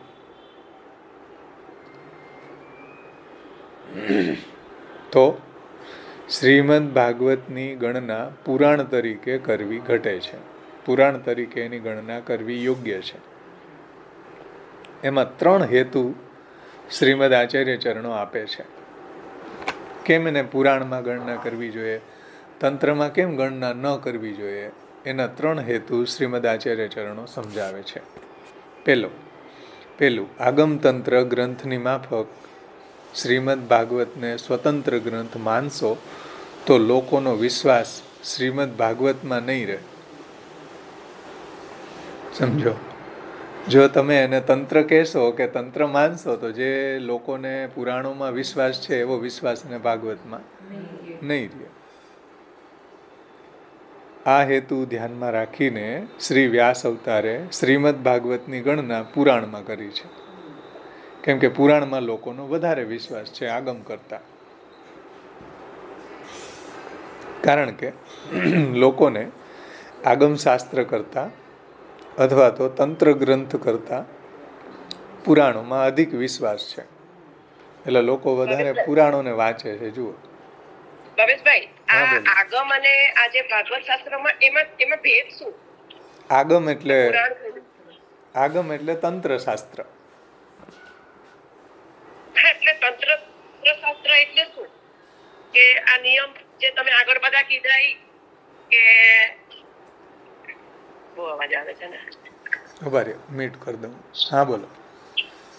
બહુ અવાજ આવે છે ભાવેશભાઈ. આવે એવું હોય. તંત્રનું ફોર્મેટ અલગ છે, પુરાણોનું ફોર્મેટ અલગ છે. તંત્રની અંદર સર્ગ વિસર્ગ સ્થાન તંત્રશાસ્ત્રની અંદર 10 લીલાનું વર્ણન છે. એવું વર્ણન જે ભાગવતમાં છે, 10 લીલાનું વર્ણન, એવું વર્ણન તંત્રમાં નથી. ફોર્મેટ બદલી ગયું ને એની, એનો જે વર્ણે વિષય બદલી ગયો, એની ઇફેક્ટ બદલી ગઈ. એ તો કહ્યું ને મહાપ્રભુજીએ કે ભાઈ એમાં ઉપાસના પરક છે, ભાગવત છે એ ભક્તિ પરક છે. પુરાણોની અંદર 10 લીલાનું વર્ણન છે. તંત્રની અંદર ઉપાસના, અર્ચના, જે મંત્ર ઉપાસન, પછી દેવાલયની પદ્ધતિ, ઉત્સવનું વર્ણન, આ બધો ક્રમ એમાં છે. તત્તદ અર્ચ્યા જેની અર્ચના કરવામાં આવે છે એ મૂર્તિ, એની પૂજાનો પ્રકાર વગેરે. એટલે તંત્ર કરતા લોકોનો વિશ્વાસ વધારે ભાગવતમાં છે, પુરાણમાં છે. એટલે અહીંયા વેદવ્યાસજી એની કેટેગરી, તંત્રની કેટેગરીમાં એને ન મૂકતા પુરાણની કેટેગરીમાં મૂક્યું એમ. અને જો એને તંત્રની કેટેગરીમાં મૂકે તો જેમ તંત્રને કોઈ વાંચે નહીં એમ પુરાણની ન વાંચે, ભાગવતની ન વાંચે, તો પછી બિચારા વેદવ્યાસજીનો આટલી બધી મહેનત પાણીમાં જાય. આટલી મહેનત કરી સમાધિમાં એટલું 18,000 શ્લોક લખવાની, એ એનું શું કહેવાય ક્લાઇમેક્સ, લાસ્ટ ગોલ હતો કે હવે તો સંતોષ થવો જ જોઈએ. છેલ્લી ઓવરમાં, છેલ્લા બોલમાં 6 મારવાની હતી. સમજાણું ને? તો એ બધું પ્રગટ થયું છતાંય વેદવ્યાસજીને સેટિસ્ફેક્શન ન થયું. જો એમાંય પુરાણને તંત્રમાં મૂકી દે તો બધી મહેનત પાણીમાં જાય. સમજાણું? હવે જુઓ,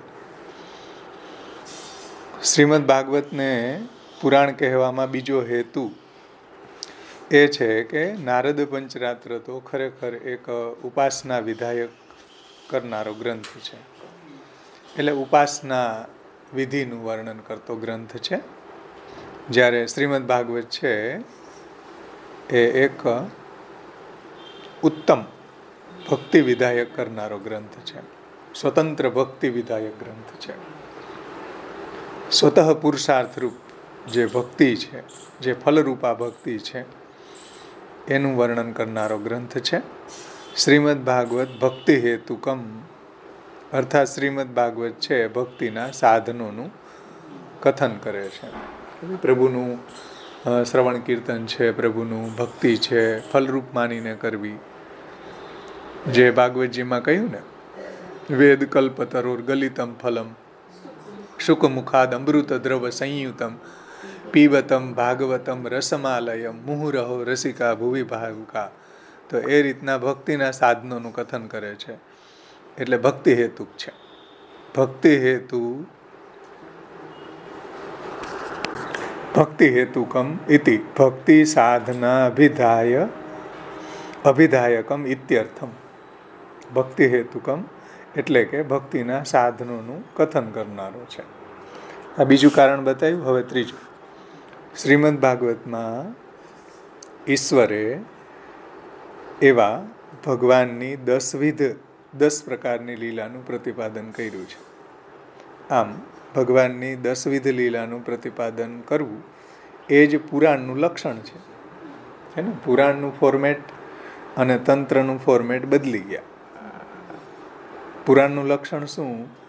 કે જેની અંદર 10 લીલાનું વર્ણન હોય. એવી 10 લીલાનું વર્ણન તંત્રમાં નથી, પંચરાત્રમાં નથી.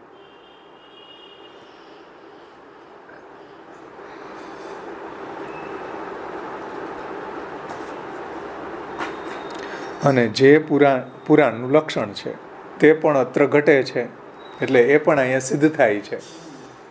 ભાગવતમાં 10 લીલાનું વર્ણન છે ને, તો તે અહીંયા સિદ્ધ થાય છે.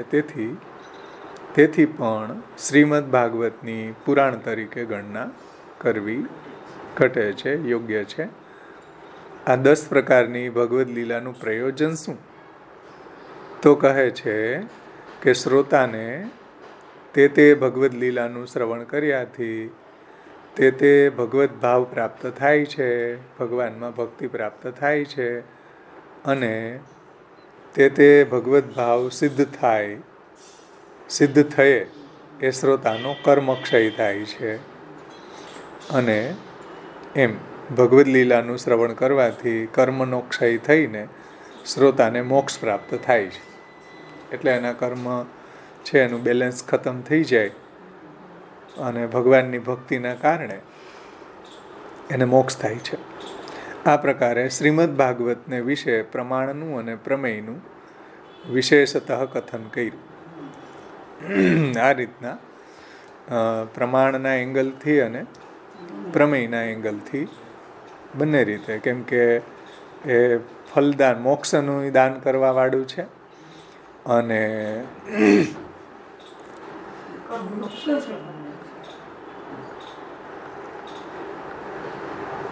કર્મનો ક્ષય પણ કરે છે અને ભક્તિના સાધનોનું પણ નિરૂપણ કરે છે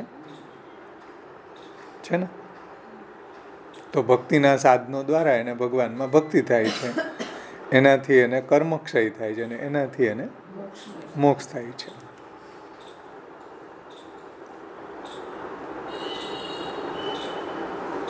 તો ભાગવત જે છે એ પ્રમાણ છે, એનાથી ભગવાનની ભક્તિ થાય એ પ્રમેય છે, ભગવાનના સ્વરૂપનું જ્ઞાન થાય એ પ્રમેય છે. અને ભાગવત પ્રમાણ છે, જેનાથી ભગવાનના સ્વરૂપનું જ્ઞાન થતું હોય એ પ્રમાણ છે ને.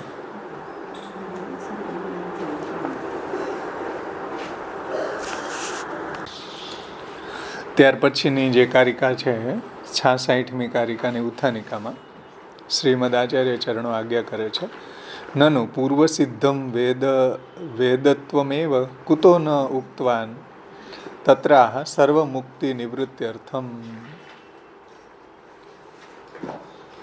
નનુ પૂર્વ સિદ્ધમ વેદત્વમેવ,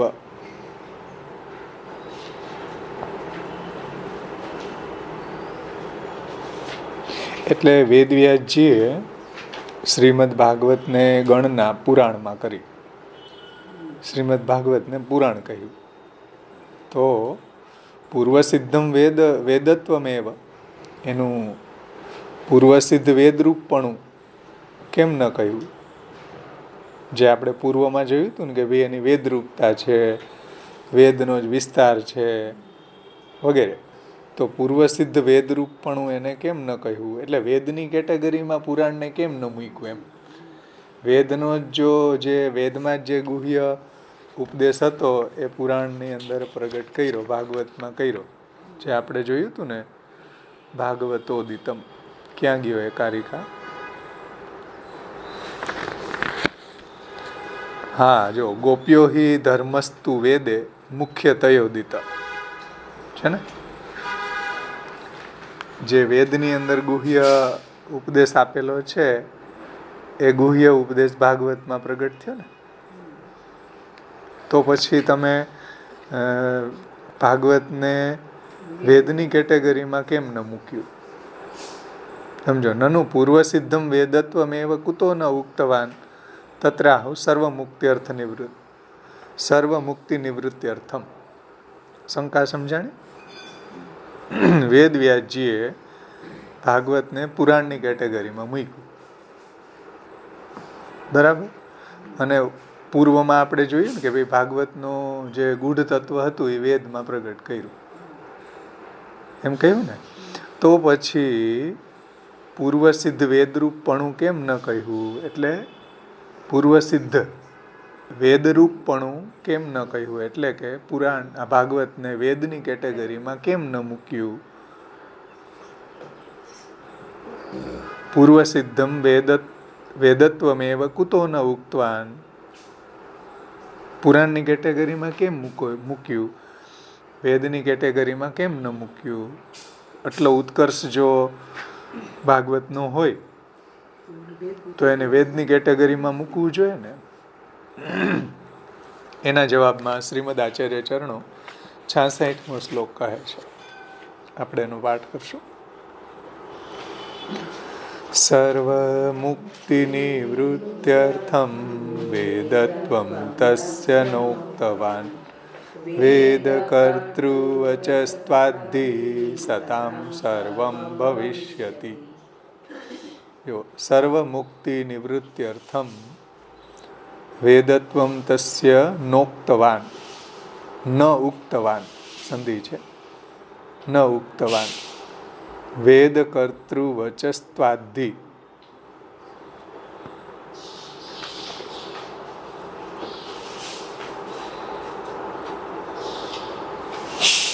સતામ સર્વમ ભવિષ્યતિ.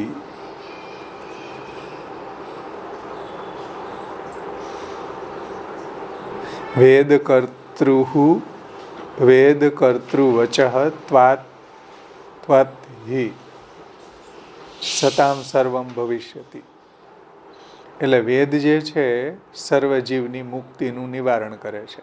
સર્વ મુક્તિ નિવૃત્ત્યર્થમ વેદત્વમ. વેદ શું કરે ભાઈ? સર્વ જીવોની મુક્તિનું નિવારણ કરે છે. સર્વ મુક્તિ નિવૃત્ત્યર્થમ વેદત્વમ. વેદ સર્વ જીવની મુક્તિનું નિવારણ કરે છે.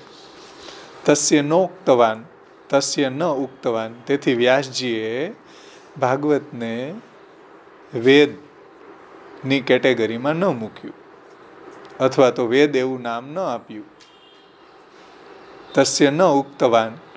તેથી શ્રી તેથી વ્યાસજીએ એને વેદની કેટેગરીમાં ન મૂક્યું, અથવા તો વેદ એવું નામ ન આપ્યું.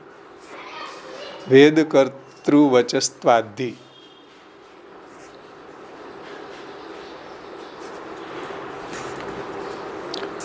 એટલે શ્રીમદ ભાગવત તો ખરેખર વેદ કરતા, વેદને પ્રગટ કરવા વાળા ભગવાનના જ વચનામૃત છે.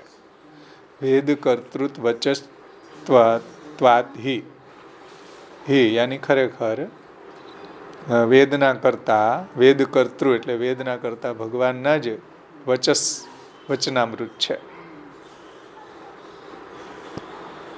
એટલે જેમ ભગવાને વેદ પ્રગટ કર્યા, જેમ વેદ ભગવાનના વચનામૃત છે, એવી રીતના ભાગવત પણ ભગવાનના વચનામૃત છે. તેથી સતામ એટલે જે સત્પુરુષો છે, સાધુ લોકો છે, એનું સર્વમ ભવિષ્યતિ, એનું સર્વ કાર્ય ભાગવતથી જ સિદ્ધ થાય છે.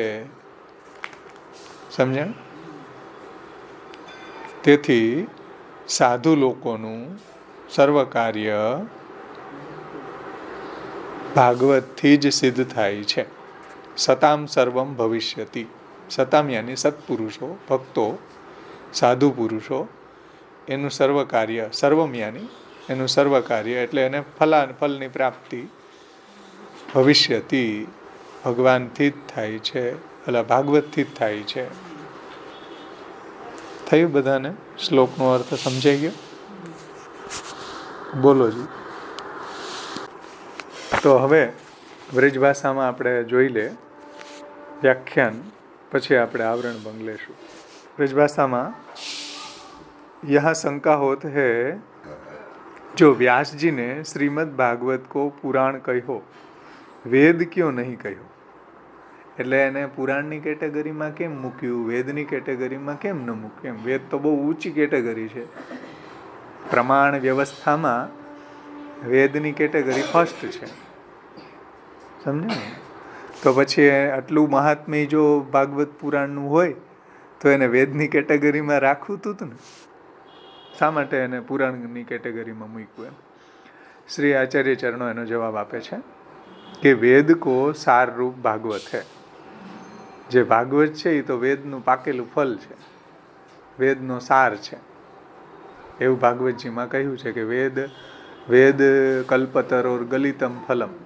વેદરૂપી કલ્પવૃક્ષનું ગલિત ફલ છે, પાકેલું ફલ છે ભાગવત. એમ તો ઉત્તર વેદ કો સાર રૂપ ભાગવત है, તાસો વેદ રૂપ ही है.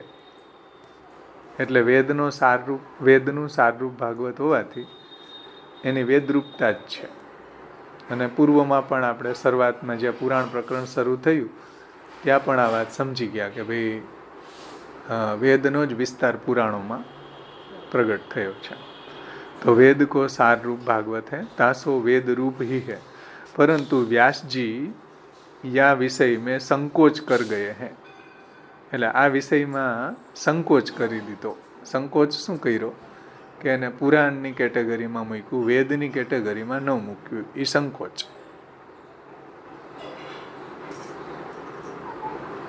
કેમ? आसुरी जीवन को विश्वास नहीं करावे के अर्थ वेदत्व भागवत को नहीं कहो.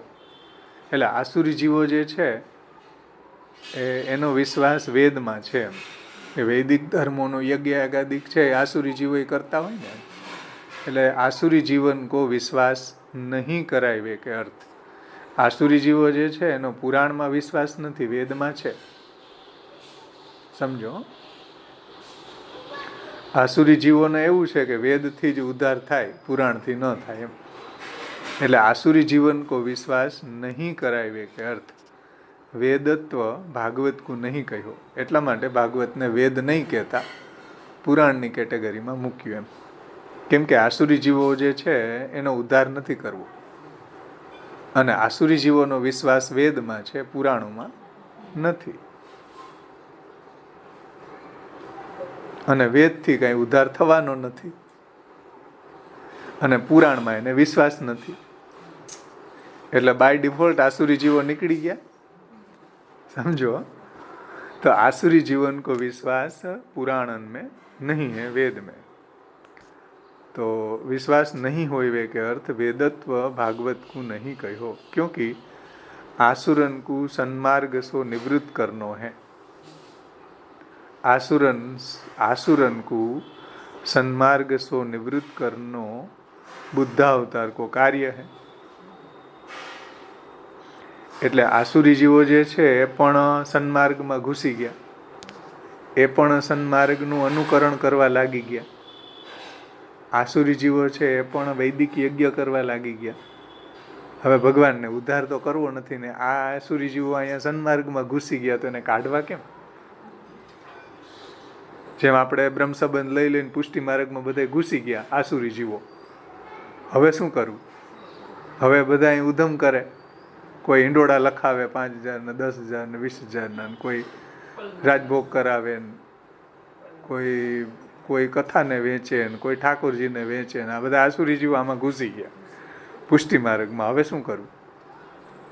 એવી રીતના વૈદિક ધર્મોનું આચરણ આસુરી જીવો કરવા લાગી ગયા. કેમ કે બધું એટલો બધો આખો ટ્રેન્ડ, આખો ક્રેઝ એવો હતો કે બધા ધર્મ ફૂલો ફાયલો હતો, એટલે બધા વૈદિક ધર્મનું આચરણ કરતા હતા, યજ્ઞ યાગાદિક કરતા હતા, હોમ હવન કરતા હતા, પછી બ્રહ્મ જ્ઞાન માટે સાધના કરતા હતા. તો બધા આસુરી જીવો કે ચાલો એ હાલો, હવે અમે જેમ હાલો બધા હાલે એમ ગાડરીઓ ફરવાય એમ એ હાઈલા. તો હવે ભગવાનને થયું કે ભાઈ આને કાઢવા કેમ આ માર્ગમાંથી, સનાતન માર્ગમાંથી, સન્માર્ગમાંથી એને વિમુખ કેમ કરવા?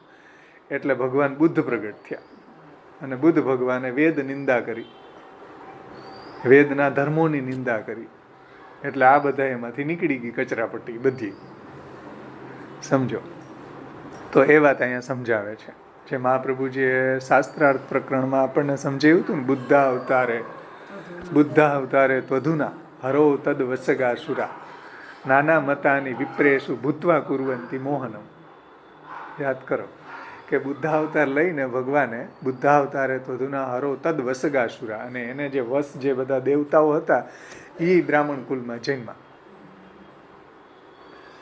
અને પછી એને એવા મોહક શાસ્ત્રો લખ્યા, ન્યાય ને મીમાંસા ને બધા.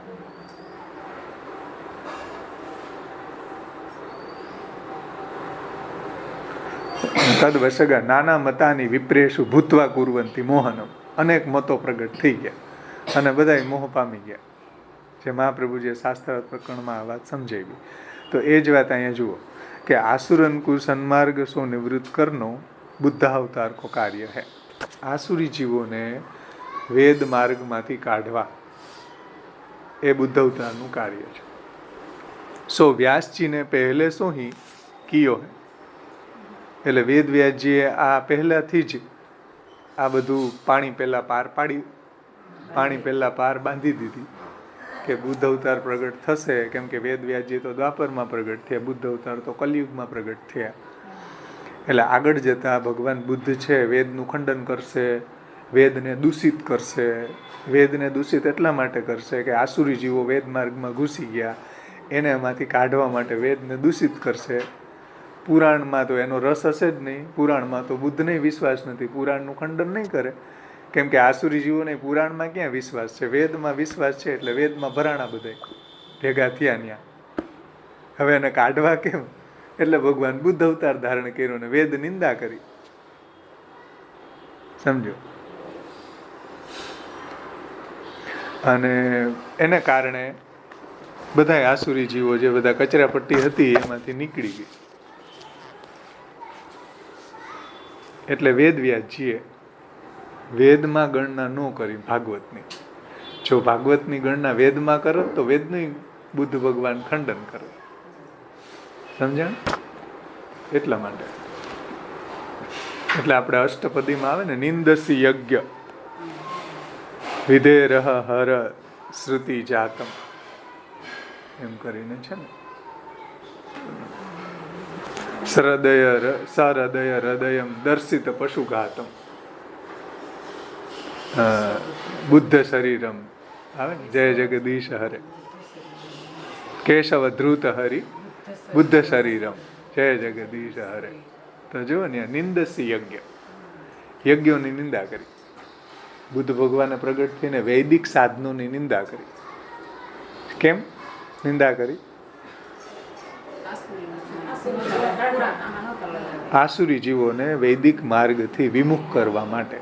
નિંદસી યજ્ઞ, નિંદસી યજ્ઞ વિધે અહહ શ્રુતિ જાતમ સરદય હૃદયમ દર્શિત પશુઘાતમ કેશવ ધ્રુત હરિ બુદ્ધ શરીરમ જય જગદીશ હરે. તો બુદ્ધ ભગવાને પ્રગટ થઈને આ રીતના યજ્ઞોની નિંદા કરી, બધા વિહિત કર્મોની નિંદા કરી, એટલે બધા એમાંથી વિચલિત થઈ ગયા.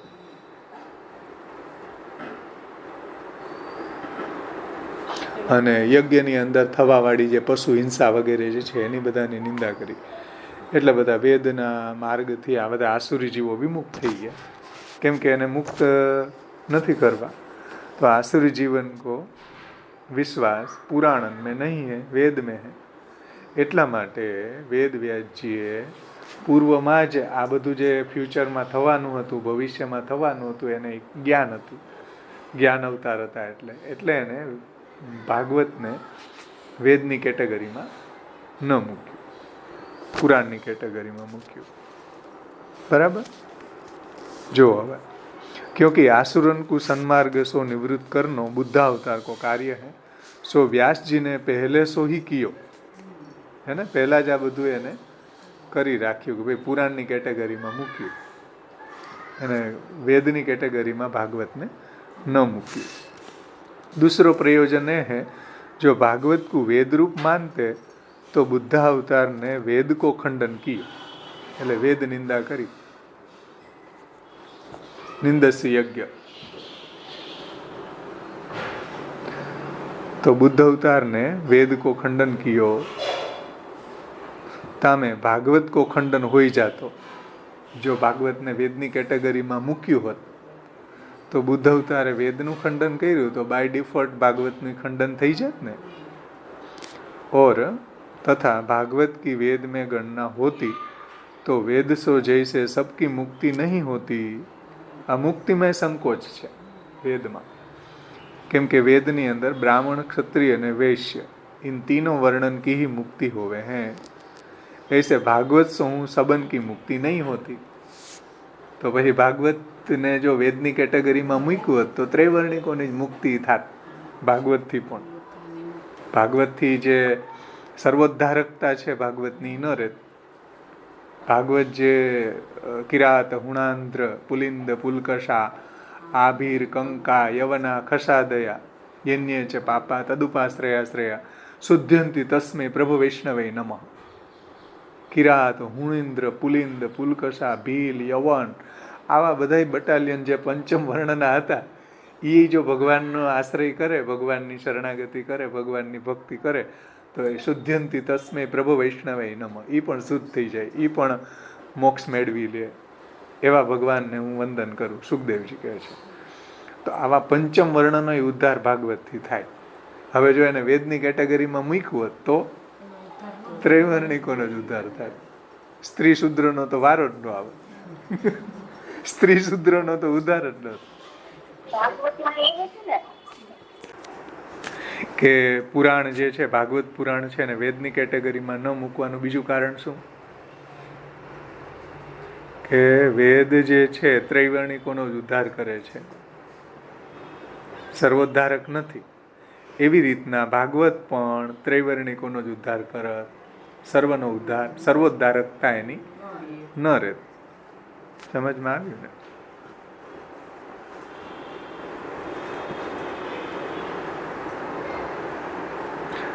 બે વાત સમજાવી ને કે ભાઈ આસુરી જીવો છે એનો વિશ્વાસ છે વેદમાં છે, પુરાણોમાં નથી. અને એ આસુરી જીવો છે એનો વિશ્વાસ વેદમાં છે, અને વેદની અંદર જ્યારે આવા વૈદિક માર્ગમાં આસુરી જીવો ઘૂસી ગયા એને કાઢવા માટે બુદ્ધ અવતાર થયો, અને બુદ્ધ અવતાર થઈ અને શું કર્યું એને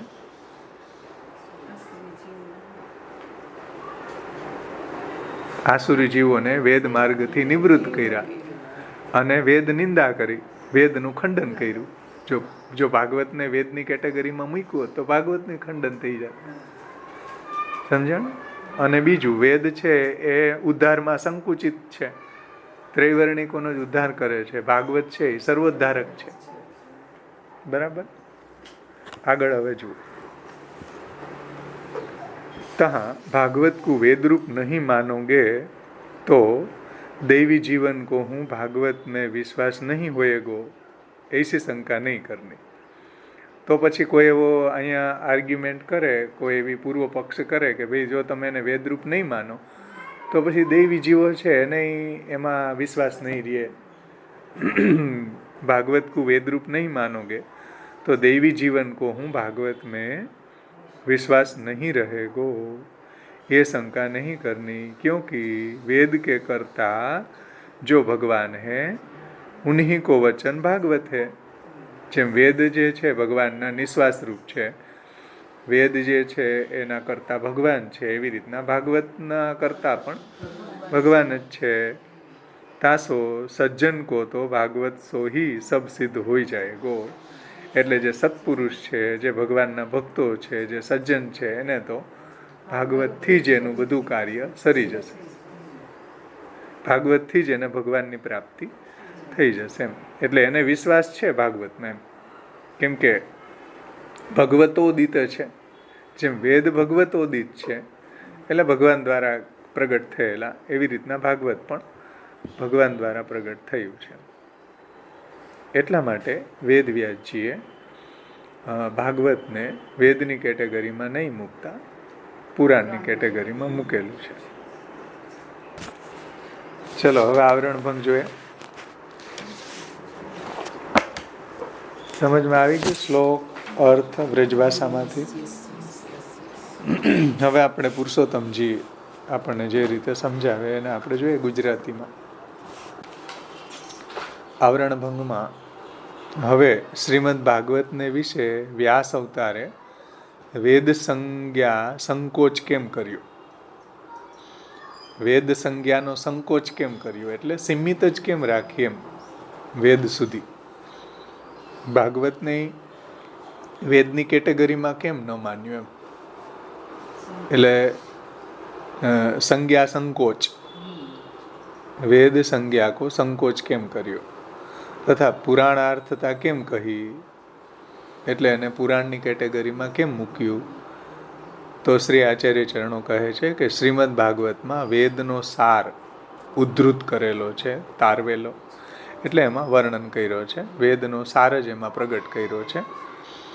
તારવેલો હોવાથી શ્રીમદ ભાગવત વેદ છે એમ વેદવ્યાસજીએ કેમ ન કહ્યું. જો ભાગવતનો સાર હોય, ભગવતોદિત હોય અને ભાગવતનો સાર હોય તો પછી એને વેદની કેટેગરીમાં કેમ ન મૂક્યું.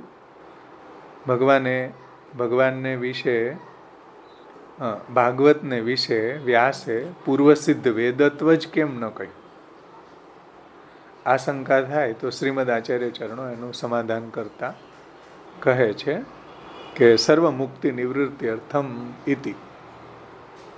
શ્રી વ્યાસ અવતારે શ્રીમદ ભાગવત પ્રગટ કરીને આ કલિયુગમાં સ્ત્રી શુદ્રાદિ સર્વે જીવોનો ઉદ્ધાર કરવાનો પ્રયત્ન કર્યો.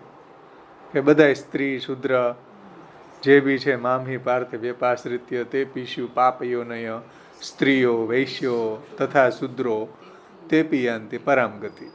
તો એ બધાના ઉદ્ધાર માટે ભાગવત પ્રગટ થયું. હવે જો વ્યાસે પોતે શ્રીમદ ભાગવતને વેદ એવી સંજ્ઞા આપી હોત, સંજ્ઞા એની નામ કે એની કેટેગરી, કે વેદની કેટેગરીમાં એને મૂક્યું હોત તો સ્ત્રી શુદ્ર સર્વે જીવોનો ઉદ્ધાર ન થાય.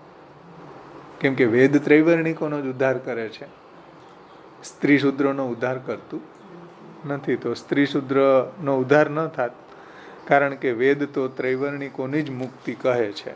કરે છે. વેદમાં સર્વ જીવોની મુક્તિ થતી નથી ભાઈ.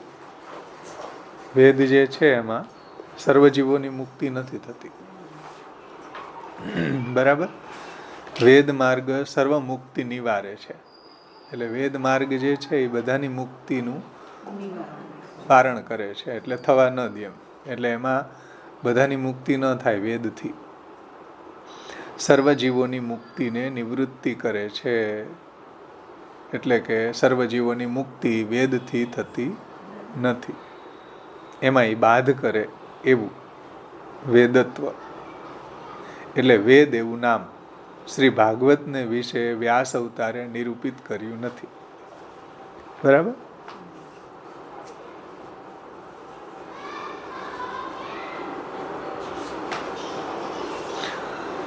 વ્યાસ અવતારે ભાગવતને જે પુરાણ સંજ્ઞા આપી એટલો સંકોચ કર્યો છે તે સપ્રયોજન છે.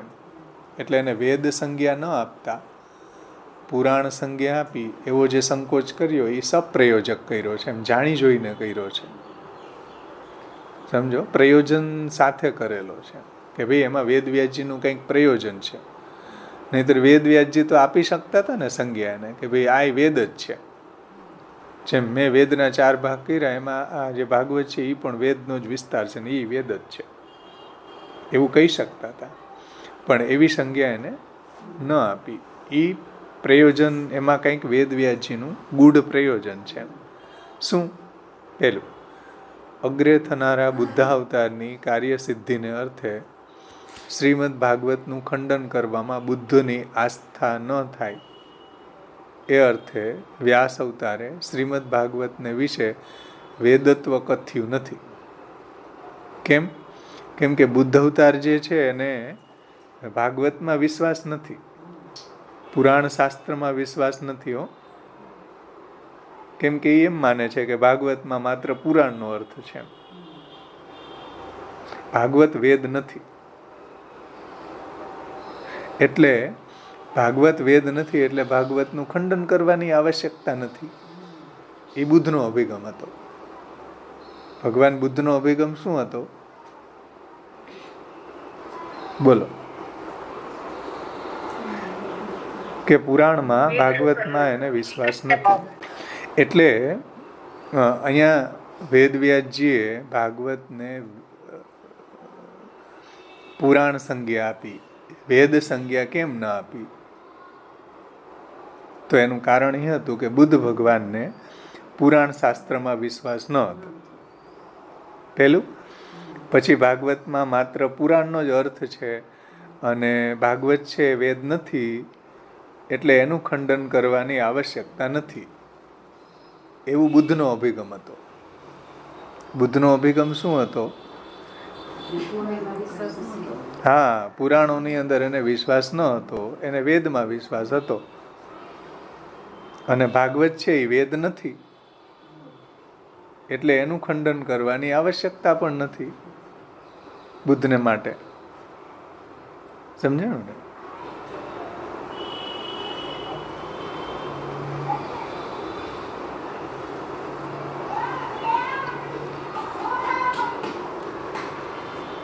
એ વાત અહીં કીધી. જો ભાગવતનું ખંડન કરવામાં બુદ્ધની આસ્થા ન થાય, કે બુદ્ધને એની અંદર એ વિશ્વાસ ન થાય, એ અર્થે વ્યાસજીએ ભાગવતને વિશે વેદત્વ કથ્યું નથી. બરાબર. અથવા બીજું કારણ એ કે પુરાણોક્ત રીતિએ આ કલિયુગમાં સર્વ મુક્તિ થાવો, સર્વ કોઈની મુક્તિ થાવો. એટલે પુરાણોક્ત રીતિ એટલે પુરાણમાં જે ભગવાનનું શ્રવણ કીર્તન કે ભગવાનની ભક્તિ બતાવી છે, જે સાધનો બતાવ્યા છે, એનાથી બધાની મુક્તિ થાવો, સર્વ કોઈની મુક્તિ થાવો, એમ પાક્ષિક પ્રયોજન સિદ્ધ થાય એવા ઉદ્દેશથી. સમજો ધ્યાનથી. પુરાણોક્ત રીતિએ આ કલિયુગમાં સર્વ મુક્તિ થાવો એટલે સર્વ કોઈની મુક્તિ થાવો એવું પાક્ષિક પ્રયોજન છે. એટલે કે આ પક્ષમાં વેદ વ્યાસજીનું એવું પ્રયોજન છે કે ભાઈ ભાગવતને આપણે બચાવી રાખીએ અને એને વેદની આપણે સંજ્ઞા ન આપીએ તો એ સર્વનું ઉદ્ધારક રહે. જો આપણે એની વેદની સંજ્ઞા આપી દે તો પછી સર્વોદ્ધારકતા નહીં રહે, અને જેમ બુદ્ધ અવતારે વેદનું ખંડન કર્યું એમ ભાગવતનું પણ ખંડન કરશે. એટલે વેદવ્યાસજીનું આવું પાક્ષિક પ્રયોજન છે. આ પક્ષમાં એનું એવું પ્રયોજન છે કે ભાગવત છે બધાનું, સ્ત્રી શુદ્ર વગેરે બધાનો ઉદ્ધાર કરે છે. તો આવા પાક્ષિક પ્રયોજન સિદ્ધ થાય, સર્વોદ્ધારકતા સિદ્ધ થાય, અને એની સર્વોદ્ધારકતા ઇન્ટેક્ટ રહે, એનું કોઈ ખંડન ન કરે, એવા ઉદ્દેશથી વ્યાસ અવતારે શ્રીમદ ભાગવત શાસ્ત્રને વેદ એવી સંજ્ઞા આપી નહીં. કારણ કે બુદ્ધ અવતારમાં વેદોનું નિરાકરણ થયું છે. એટલે ભગવાન બુદ્ધ અવતાર થયો, એણે વેદનું ખંડન કર્યું છે, વેદનું નિરાકરણ કર્યું છે, વેદમાંથી બધાની આસ્થા હતી કાઢી નાખી, એનું નિરાકરણ કર્યું બુદ્ધ અવતારે. પણ જો શ્રીમદ ભાગવત શાસ્ત્રને વેદ એવી સંજ્ઞા પોતે આપી હોત તો બુદ્ધ અવતારે જેમ વેદનું ખંડન કર્યું એમ શ્રીમદ ભાગવત શાસ્ત્રનું પણ ખંડન કરી દીધું હોત, અને તેથી કલિકાલમાં સર્વ કોઈની મુક્તિનું એક છેલ્લું દ્વાર પણ બંધ થઈ જાય. આ છેલ્લા બોલમાં 6 મારવી વેદ વ્યાસજીને એ ન લાગે. સમજો પ્રોબ્લેમ શું આવે? જો એક છેલ્લું દ્વાર હતું કલિયુગમાં, સ્ત્રી શુદ્ર દ્વિજ બંધુ એ બધાનો ઉદ્ધાર કરનારું, એ પણ દ્વાર બંધ થઈ જાય જો ભાગવતને વેદની સંજ્ઞા આપી હોત તો. એક છેલ્લું દ્વાર હતું ભાઈ કલિયુગમાં ઉદ્ધારનું, એ બંધ થઈ જાત. કેમ કે ભાગવતની અંદર કહ્યું છે કે ભાઈ ગમે એવો કલિયુગ હોય તો પણ હરિનું કીર્તન કરવાથી એનો ઉદ્ધાર થાય એમ. કેમ કે કૃતે ધ્યાયતો વિષ્ણુ દ્વાપરે યજતે મખે ત્રેતાયામ પરિચર્યાયામ કલો તદ હરિ કીર્તના છે ને, કે જે કૃતયુગ હતો સતયુગની અંદર બધાને તો ધ્યાનથી જ ભગવાનની પ્રાપ્તિ થઈ જતી. કૃતે ધ્યાયતો વિષ્ણુ ત્રેતાયામ યજતે મખે, ત્રેતાયુગની અંદર યજ્ઞ યાગાદિકથી ભગવાનની એને સાનિધ્ય થાય. અને દ્વાપરે તું પરિચર્યાયામ, દ્વાપર યુગની અંદર પરિચર્યા કરવાથી, અને કલિયુગમાં તદ હરો કીર્તના, હરિનું સંકીર્તન કરવાથી, ભાગવતમાં જે વર્ણિત ભગવાનના સ્વરૂપ ગુણ લીલાનું સંકીર્તન કરવામાં આવે તો કલિયુગમાં એનો ઉદ્ધાર થાય. તસ્માત ભારત સર્વાત્મા ભગવાન હરિરીશ્વર શ્રોતવ્ય કીર્તિતવ્ય સ્મર્તવ્ય ચ ઈચ્છતા અભયમ. હરિ ઈશ્વર એવા ભગવાનનું શ્રવણ કરવું, કીર્તન કરવું અને સ્મરણ કરવું. જેને અભયની ઈચ્છા હોય, જેને ભગવાનના ચરણ કમલની પ્રાપ્તિ કરવાની ઈચ્છા હોય, એને ભગવાનનું શ્રવણ, સ્મરણ અને કીર્તન કરવું. તો આવું ભાગવતની અંદર જે કહ્યું છે, અને આ છેલ્લું દ્વાર જે છે મુક્તિનું, એ પણ બંધ થઈ જાય જો વેદવ્યાસજી એને પુરાણ નહીં કહેતા, જો એને વેદ કહ્યો હોત તો, વેદ સંજ્ઞા આપી હોત તો આ છેલ્લું દ્વાર એ બંધ થઈ જાય.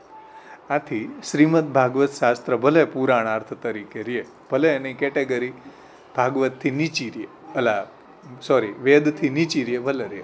કેમ કે વેદની તુલનામાં પુરાણનું પ્રામાણિકતા થોડી એનાથી નીચી છે. મુખ્ય પ્રામાણિકતા વેદની છે. તો વેદની મુખ્ય પ્રામાણિકતા હોવા છતાંય એટલે ભાગવત છે એ ભલે પુરાણ તુલ્ય રહે, ભલે એ વેદની કેટેગરીમાં ન ગણાય. અમારે નથી ગણવું, અમારે એને એનાથી નીચેની કેટેગરીમાં ભલે રહ્યું. કેમ કે વેદની કેટેગરી અને પુરાણની કેટેગરી એવી 2 કોટી છે આપણે ત્યાં, વેદ કોટી અને પુરાણ કોટી. સ્મૃતિઓ બધી પુરાણ કોટીમાં આવે, ગીતાજી વગેરે.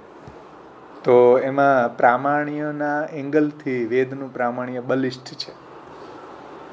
પુરાણો કરતાં વેદનું પ્રામાણ્ય બલિષ્ઠ છે, અને વેદની અંદર બધાને વધારે ભરોસો છે. સમજણ? વેદની અંદર બધાને વધારે ભરોસો છે. વેદનું પ્રામાણ્ય છે પુરાણોથી શ્રેષ્ઠ છે. એમ સમજી લો. શ્રેષ્ઠ હોવા છતાંય વેદ વ્યાસજીએ ભાગવતને પુરાણ કેટેગરીમાં રાખ્યું હોય. ભલે એનાથી પ્રામાણ્ય એટલું ન હોય, અમારે કાંઈ જરૂર નથી અને વેદ કહેવાની.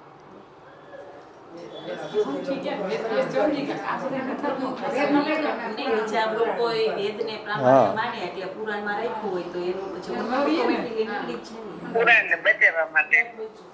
હા, બુદ્ધ અવતાર થશે તો એ ખંડન કરશે, તો વેદનું ખંડન કરશે. પુરાણ યથાવત રહેશે અને એ ઉદ્ધાર કરતું રહેશે સર્વનો, છે ને. એ વાત અહીંયા કહે છે, જુઓ કે ભલે ને પુરાણાર્થ તરીકે જ યુક્ત જ છે એમ. જો ભલે ભાગવત શાસ્ત્ર ભલે ને પુરાણાર્થ તરીકે રહે એ જ યોગ્ય છે એમ અમારો અભિપ્રાય છે. આમ કહીને શ્રીમદ આચાર્ય ચરણો કહે છે કે વેદ કર્તૃ વચસ્ત્વાદ ઇતિ. વેદ કર્તૃ વચસ્ત્વાદ ઇતિ. શ્રીમદ ભાગવત શાસ્ત્ર સાક્ષાત વેદ કરતા ભગવાનનું શુભ વચનામૃત હોવાથી, એટલે શ્રીમદ ભાગવત શાસ્ત્ર જે છે એ સાક્ષાત વેદ કરતા, એટલે જેમ વેદના કરતા ભગવાન છે એમ ભાગવતના કરતા પણ ભગવાન છે. તો એ ભગવાન વેદ કરતા ભગવાનનું જ શુભ વચનામૃત હોવાથી જે સજ્જનો દૈત્ય આવેશથી રહિત છે તેનું સર્વ કાર્ય સિદ્ધ કરશે જ.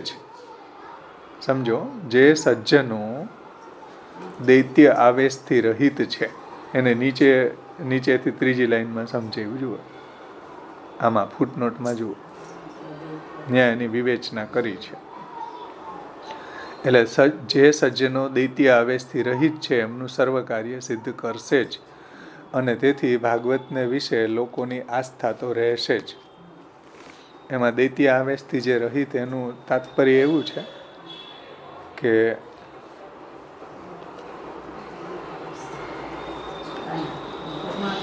બુદ્ધ અવતારે વેદ નિંદા કરી તો પણ સર્વજીવો બાહ્ય એટલે કે બહિર્મુખ થયા નહીં. માટે દૈત્ય આવેશથી યુક્ત થયેલા જીવો જ બહિર્મુખ થયા. જ્યારે વેદ નિંદા કરી ત્યારે શું થયું? જુઓ, પુરુષોત્તમજી અહીં નીચે સમજાવે. વેદ નિંદા કરી ત્યારે શું થયું? સર્વજીવો બહિર્મુખ થયા નહીં, રહી ગયા થોડા. વેદ નિંદા કરી તો એમાં શું થયું? સર્વજીવો છે એ બહિર્મુખ ન થયા. બુદ્ધનો કાર્ય શું હતું? સર્વજીવોને બહિર્મુખ કરવા હતા, જે દૈત્યાંશ વાળા હતા. સમજણ? તો એ બહિર્મુખ થયા નહીં, માત્ર દૈત્ય આવેશથી યુક્ત થયેલા જીવો જ બહિર્મુખ થયા.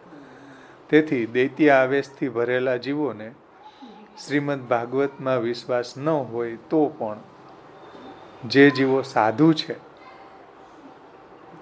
ધ્યાનથી સમજો, જે જીવો સાધુ છે, જે દૈત્ય આવેશથી રહિત છે, તેમનો વિશ્વાસ તો શ્રીમદ ભાગવતજીમાં છે જ, અવશ્ય રહેશે જ. કારણ કે શ્રીમદ ભાગવતમાં વેદ કરતા ભગવાનના વચનામૃતો છે. નીચે લેવાનું છે. આ વાત સમજાય ને?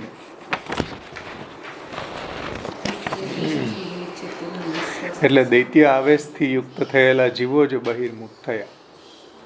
તેથી દૈત્ય આવેશથી ભરેલા જીવોને શ્રીમદ ભાગવતમાં વિશ્વાસ ન હોય તો પણ દૈત્ય આવેશથી ભરેલા જીવો છે એને ભાગવતમાં વિશ્વાસ ન હોય, એને વેદમાં વિશ્વાસ હતો. વેદમાં વિશ્વાસ હતો તો બુદ્ધ ભગવાને શું કર્યું? વેદનું ખંડન કર્યું. વેદનું ખંડન કર્યું એટલે દૈત્ય આવેશવાળા જીવો જે છે એ બધા એમાંથી બહિર્મુખ થયા, વિમુખ થયા વેદથી. સમજ્યા? અને દૈત્ય આવેશથી ભરેલા જીવોને શ્રીમદ ભાગવતમાં તો વિશ્વાસ હતો નહીં, એને તો વિશ્વાસ વેદમાં હતો. લાસ્ટ લાઈન જો, પેજ નંબર 144 ઉપર છેલ્લી લીટી. એટલે નહીતર શું થાત? જુઓ, એ પુરાણોમાં ઘૂસી જાત. બુદ્ધ ભગવાને વેદનું ખંડન કર્યું તો દૈત્ય આવેશવાળા જીવો શું કરે? પુરાણમાં ઘૂસત પાછા, ત્યાં પાછા એ પોતાના ઉદ્ધારના સાધનો કરત. એટલે અહીં કહે છે કે ભાઈ એને વેદમાં વિશ્વાસ હતો, પુરાણમાં વિશ્વાસ ન હતો. દૈત્ય આવેશવાળા જીવો જે છે એને એવું જ લાગતું કે બધાયનો ઉદ્ધાર વેદથી જ થાય છે ને આપણે વેદનું જ અનુસરણ કરવું જોઈએ એમ. પુરાણમાં તો કોઈનો વિશ્વાસ છે નહીં, પુરાણને તો કોઈ અડતુંય નથી, એટલે એનો વિશ્વાસ વેદમાં હતો, પુરાણોમાં ન હતો એમ. તો પણ જે જીવો સાધુ છે, એટલે કે દૈત્ય આવેશથી રહિત જીવો છે, દૈત્ય આવેશવાળા જીવો અને દૈત્ય આવેશથી રહિત સાધુ જીવો એમ, એટલે ભગવાનના ભક્તો એમ, સત્પુરુષો એમ સમજી લો. તો દૈત્ય આવેશથી રહિત જે સાધુ જીવો છે તેમનો વિશ્વાસ ભાગવતમાં છે, તેમનો વિશ્વાસ પુરાણોની અંદર છે.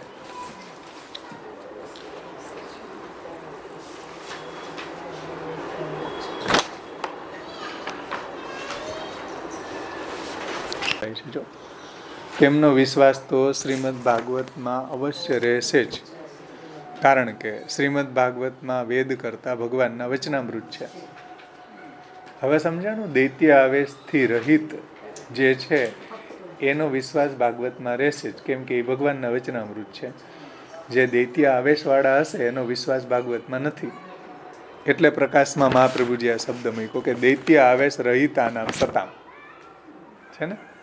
દૈત્ય આવેશથી જે રહિત છે એવા સત્પુરુષોનો ભાગવતમાં વિશ્વાસ રહેશે, અને એ ભાગવતોક્ત સાધન કરશે, ભગવાનની ભક્તિ કરશે. બુદ્ધ અવતારે વેદનું તો ખંડન કર્યું છે, એટલે જે દૈત્ય આવેશવાળા જીવો છે એનો ભાગવતમાં વિશ્વાસ નથી, એનો વેદમાં જ વિશ્વાસ હતો. એટલે એ જે વેદમાં વિશ્વાસ હતો એવા દૈત્ય આવેશવાળા જીવોને ભગવાન બુદ્ધે એમાંથી બહિર્મુખ કરી દીધા, એનો ઉદ્ધાર નથી કરવો એટલે. અને જે દૈત્ય આવેશથી રહિત જે સતામ હતા, જે સત્પુરુષો હતા, એને તો ભાગવતમાં વિશ્વાસ છે, કેમ કે ભગવતોદિત છે, ભગવાનની વાણી છે, એટલે એને પ્રોબ્લેમ નહીં થાય. દૈત્ય આવેશથી જે રહિત સતામ છે, અહીં જો પ્રકાશમાં કીધું, સતામ દૈત્ય આવેશ રહિતા નામ વિશ્વાસસ્તુ ભવિષ્યતિ ઇતિ છે ને. વિશ્વાસંતુ ભવિષ્યતિ ઇતિ આહ વેદ ઇતિ સતામ દૈત્ય આવેશ રહિતા નામ. જો દૈત્ય આવેશથી જે રહિત છે એને ભગવતોક્ત ભાગવતમાં વિશ્વાસ રહેશે. જે દૈત્ય આવેશવાળા જે જીવો છે એને ભાગવતમાં પુરાણમાં વિશ્વાસ નહીં રહે, કેમ કે એને વેદમાં વિશ્વાસ છે, અને વેદનું તો બુદ્ધ અવતારે ખંડન કર્યું છે. એટલે એ બધી કચરાપટ્ટી એમાંથી નીકળી ગઈ, વેદમાંથી, જેનો ઉદ્ધાર નથી કરવો એ. એટલે બુદ્ધ અવતારે આ કાર્ય કર્યું. એટલે એને ભાગવતને ઇન્ટેક્ટ રાખવા માટે, ભાગવતને બચાવી રાખવા માટે વેદવ્યાસજીએ એને વેદ તરીકેની સંજ્ઞા ન આપી. ભલન પુરાણ રહ્યું, ભલન નીચે એનાથી નીચેની કેટેગરી રહ્યું, અમને શું વાંધો, ભક્તને તો કાંઈ વાંધો નથી. અને ભક્તનો તો આમાં વેદની ઉદ્ધાર થવાનો નથી અત્યારે કલિયુગમાં.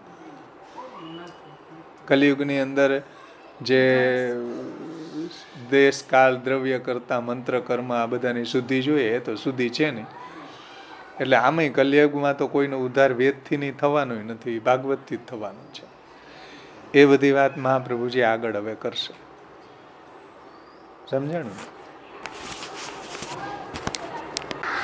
એ છે ને બુદ્ધ અવતાર થયો ને, બુદ્ધ અવતારે તો ધુના, એક મિનિટ, ગૌતમ કણાદ એ બધા જે દેવો છે એ ગૌતમને કણાદ રૂપે જ પ્રગટ થયા. બુદ્ધ અવતારે ત્વધુના હરો તદ વસગાસુરા, તો એ જે દેવતાઓ હતા એ પણ બ્રાહ્મણોના રૂપમાં, ઋષિમુનિઓના રૂપમાં બુદ્ધની સાથે પ્રગટ થયા.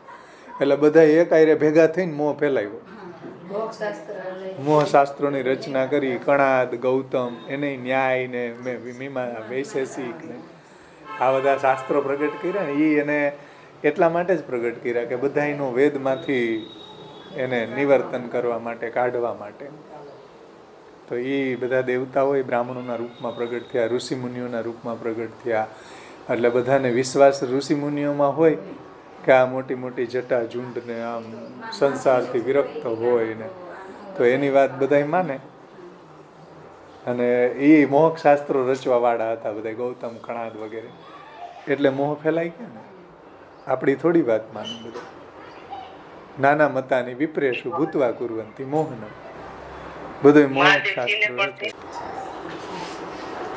તો અહીંયા સુધીમાં આપણા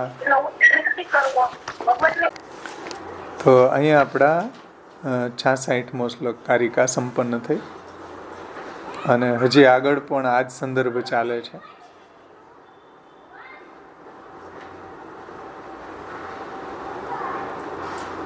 કે વેદ જે છે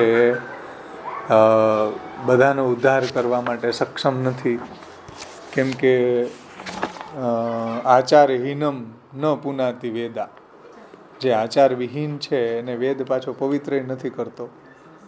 અને ભાગવત જે છે તો ગમે એવા સ્ત્રી શુદ્ર આચારહીન બધાને પવિત્ર કરે છે. અને વેદ જે છે આચારહીનમ ન પુનાતિ વેદમ, એ હવે આગળ આવશે. એ હવે આપણે આવતા વખતે લેશું. હવે આ 2 શ્લોક આપણે લીધા, એનું રિવિઝન કરી લે.